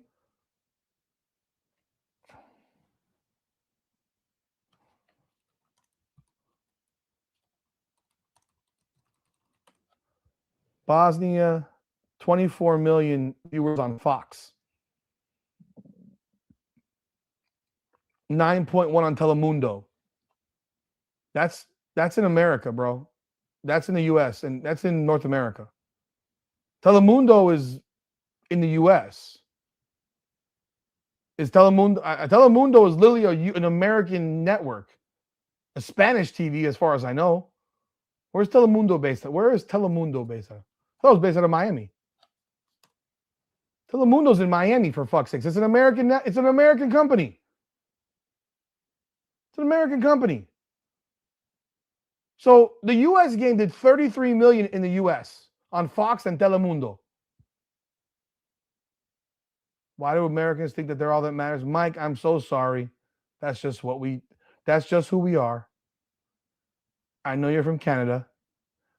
That's just who we are. That's just who we are, man. I'm literally looking at it. I Googled it. You said Google works, so I did that. I literally just Googled it. But why do we think we are? You want to know what the funny, Mike, you know what the funny thing is about what you just said? Is that there's this spread of misinformation about Americans and about the United States for people that have never been to this country before. And you literally you've had the World Cup here for the last month, and all you have are videos being made by Europeans who are saying, this place is amazing. The food is amazing. This is amazing. Everything's amazing. The stadiums are amazing. Everything's amazing. And they were fed a whole bunch of lies about how shitty our country was because they hate on us. It's normal when you're the top dog to get hated on. I mean, it is what it is. And I know the Canadian national anthem. I can sing it for you. But we're Americans. We're arrogant. What can we say? I mean, it is what it is.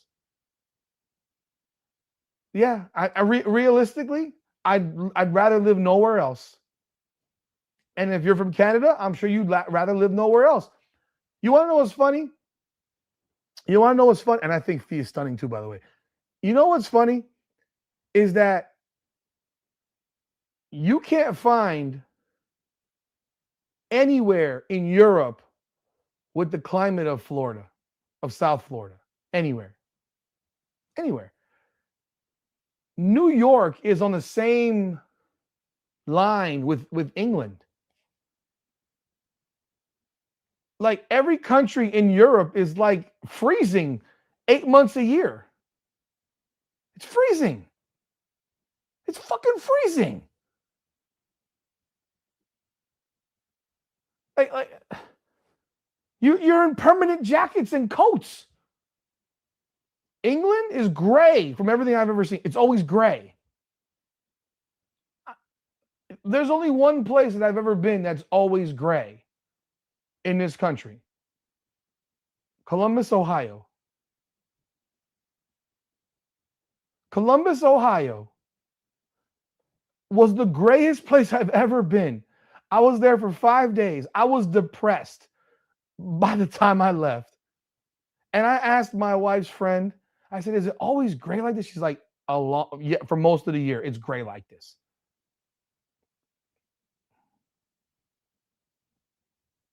Southern Canada is more south than Northern California. How? Okay, what? What? Let me pull up a map. Let me pull up a map. Come on now. Southern Canada. Where in the world is Southern Canada more north? Oh, we're talking like right here on the border of Michigan, right here. This one little spot, maybe. So you're talking about like right next to Detroit. So Windsor, Ontario. So Windsor is south of the northernmost point of California. Okay. How about Edmonton? How about Yellowknife?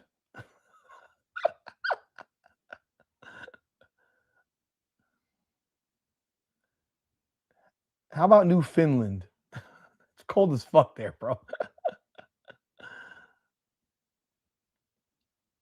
I've been to Italy, bro. I'm telling you right now. I've been to Italy. My family's Italian. I literally hated it. I fucking hated it. I was 21. I was young and dumb, but I hated it.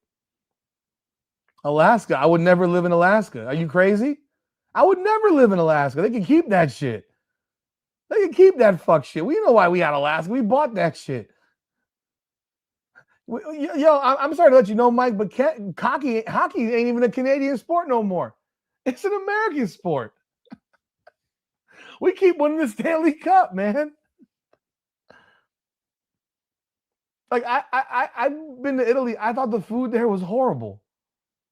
I thought it was horrible. I thought the food was horrible in Italy. Horrible. It was maybe it's because it was just so fresh. Other countries eat to survive, Americans eat to enjoy.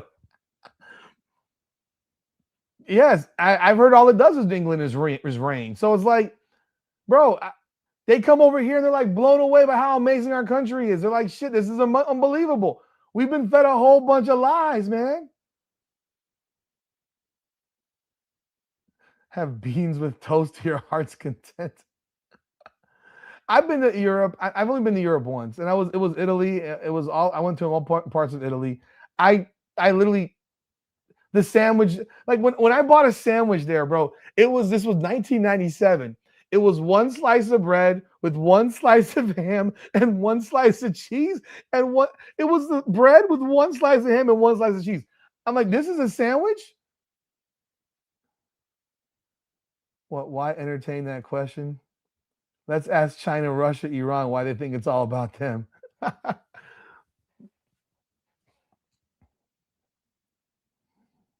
Most of the stuff you guys eat are banned in most countries. I'll deal with it, bro.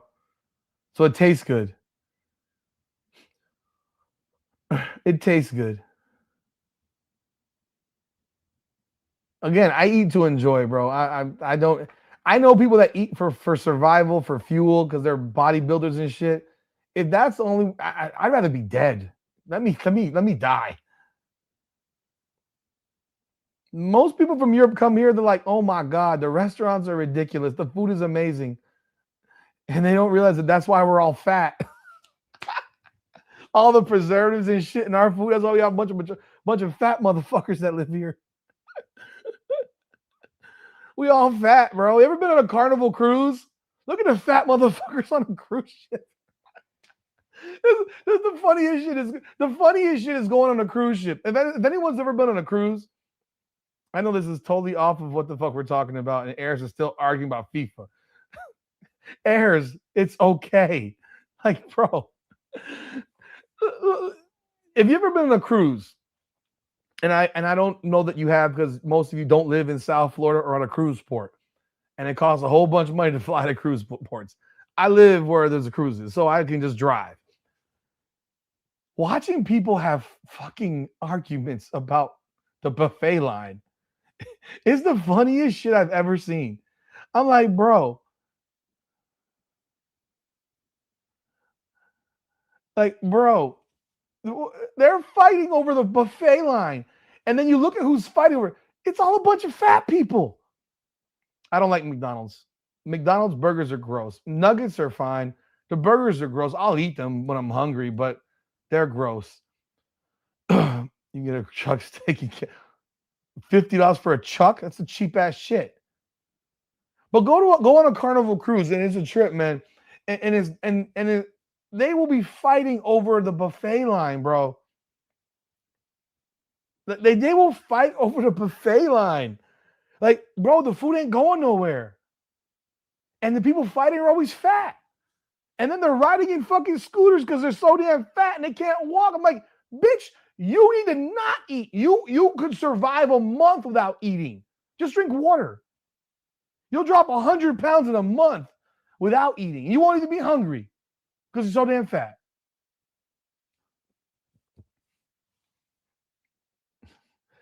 If I go to a buffet, I only take meat. You left that wide open for a comment, man. I'm in the mode now. I'm about to turn into fucking Gary Owens right now, man. I'm about to turn into Gary Owens right now, man. Bro, you only take meat?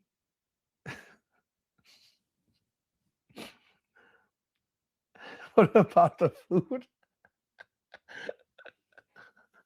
Rebelda, you caught it. He only takes meat. Ooh, no, on cruise ships, you see people on scooters on a cruise ship. You're like, what the fuck are you doing? You're so fucking fat, and you can't walk on a cruise ship. You can't walk on a fucking cruise ship. What the hell's going on here? And you look, yo, the food ain't leaving, bro. The food ain't leaving. They got more. Trust. And that's when you know you have a rookie cruiser, because people that have been on cruises know the food ain't running away. I've been on 20 plus cruises. I know the food will be there. I mean, let these fat motherfuckers fight for this shit, and I'll get in line after them. I'm not that pressed. And we're gonna be all you're doing for a week or 3 days or 4 days is eating. Steak and Shake was the shit when I was in college, bro. I loved Steak and Shake when I was in college. Watching them make those burgers were kind of disgusting, but when I was in college, them steaks were fucking banging, man. They were awesome. When I go on my next cruise, I will do a cruise video. I'm going on one probably in December. My wife just told me she wants to take me on a cruise in December. Oh, anyone that eats rice on a buffet is like wasting money. I agree with that. You have a buffet, you eat the shit that's expensive. A tips video? Oh, God. How they get that much food in the ship? Pallets. They got pallets. Like every time they port back in the home port, they restock, bro. Like they got plenty. A tips video, bro. I'm literally embarrassed. You want to know? Years ago, when I was going on cruises all the time, I used my ex-wife told me I should do a podcast. I love Carnival Cruise Line. Fuck that shit. Rough and tough. It's all bull. I love Carnival Cruise Line. I'm a platinum cruiser on Carnival Cruise Line. People can talk shit all they want about Carnival Cruise Line. By far the most fun cruises. I've been on Carnival. I've been on NCL. I've been on a Royal Caribbean. Carnival Cruise Line is the most fun. Like if you're looking to have a party, go on Carnival. If you're looking to be with old people, go on Royal. If you're looking for somewhere in between, go on NCL. If you want somewhere in between, go on Royal Caribbean. Because they have both, but they don't have the party in like Carnival. Like that ship is dead after like 11:30. Like dead. You know. And Aaliyah Boss is not fat. We just joke about it. We just joke about that. She's like always. We joke because it's like it's a running joke because she can't get 2 inches off the ground. Do I think Audi Crooks will go pro? I'm gonna be real. If someone drafts her, they get what they deserve. She doesn't belong in the WNBA. She does not belong in the WNBA. But because I've seen Aaliyah Boston, by the way, in a bathing suit on Instagram, she's got a great body. Like seriously, like realistically, she got a great body. She's just not athletic. That's the good thing. She's just not very athletic. But yeah, Royal Caribbean, beautiful ships, just they don't have a lot to do, believe it or not. Like Carnival always has shit to do. It's like nonstop party. Like they got parties all the time. It's by far, to me, the most fun. The ship, though, the Royal Caribbean ships are incredible. Incredible. So, my ex-wife, so I started doing videos on the toilet saying these are tales from the crapper. Because on a cruise ship, I live on the toilet. Because I eat so damn much, and I'm just nonstop shitting. It's like nonstop shitting. Because I'm always eating. So as I've gotten older, I can't eat as much, so I have to eat less. But when I was younger, I was eating. I mean, I was eating to the point of like, I can't move, bro. Like I would legitimately gain 15 pounds in a week on a cruise ship. It was awesome. It's awesome. I love cruises. I love cruises also because I can just roll the fuck back down to my cabin if I can't walk. I don't got to get in a car. Bruh. I go cheap with my room or I upgrade. Depends. More often than not, I get balconies. More often than not. But like when I went with my kids, I got 2 interior rooms because of the cost. Because I got 2 rooms. I remember when I was a kid, we'd have 4 in a room, and I'm like, this is insane. There's no way in hell that I'm going to be on a cruise ship for 6 days with my 2 sons at the time, and then sleeping in bunk beds above me and my wife, and we can't fuck for a week. Are you crazy? Blunt? I'm blunt. We can't fuck for a week. We're on a cruise. Like, my parents must have been damn near celibate when I was a kid, because ain't no damn way. Ain't no damn way. I'm 48. Ain't no damn way.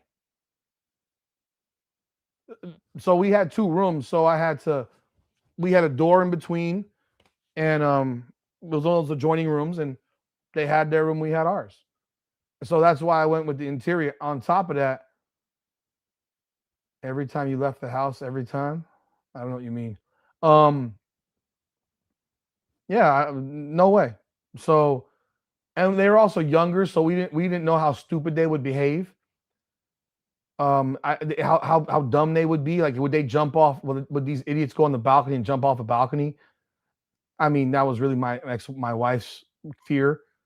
They weren't doing it on the cruise ship, bro. They were not doing that shit on the cruise ship. And we went on multiple cruises, 7-day cruises, and I'm like, bro, we were in bunk beds. We were in bunk beds. My parents were sleeping on individual beds, and we were on bunk beds above them. Ain't no damn way. No way would I be on a cruise ship in the same room with my sons. Oh, hell no. I gotta get 2 rooms, bro. Sorry. I'm really upset with my dad, man. He's deceased, but I'm upset. I'm like, you skimped, bro. You got a lot of money and you skimped on these damn cruise rooms. But back then, cruises were expensive. Cruises today are cheap as shit. Cruises, maybe they had a secret room. Oh, men would absolutely be lining up for Aaliyah on OnlyFans. No question. They would absolutely. She's not ugly at all. But more often than not, though, if I'm with my wife, we would do do a balcony. But now it also depends what my goal is. Like, because if you're in an interior room and you need sleep, you'll sleep well because there's never any sun in that room. Like, you get no light in that room. Interior cruise ship rooms, you get 0 light in there. 0 light. If you're on a balcony, you're going to get light as soon as the sun comes up. And if you want to sleep all day, and when I go on 6 and 7 day cruises, I want a day where I just don't leave the bed.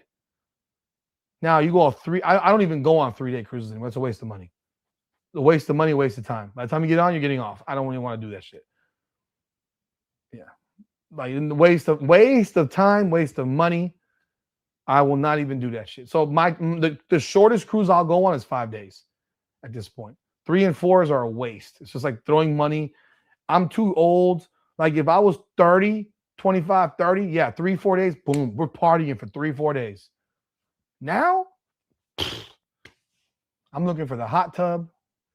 I'm looking to lay the fuck out and do nothing. I want to be a vegetable. But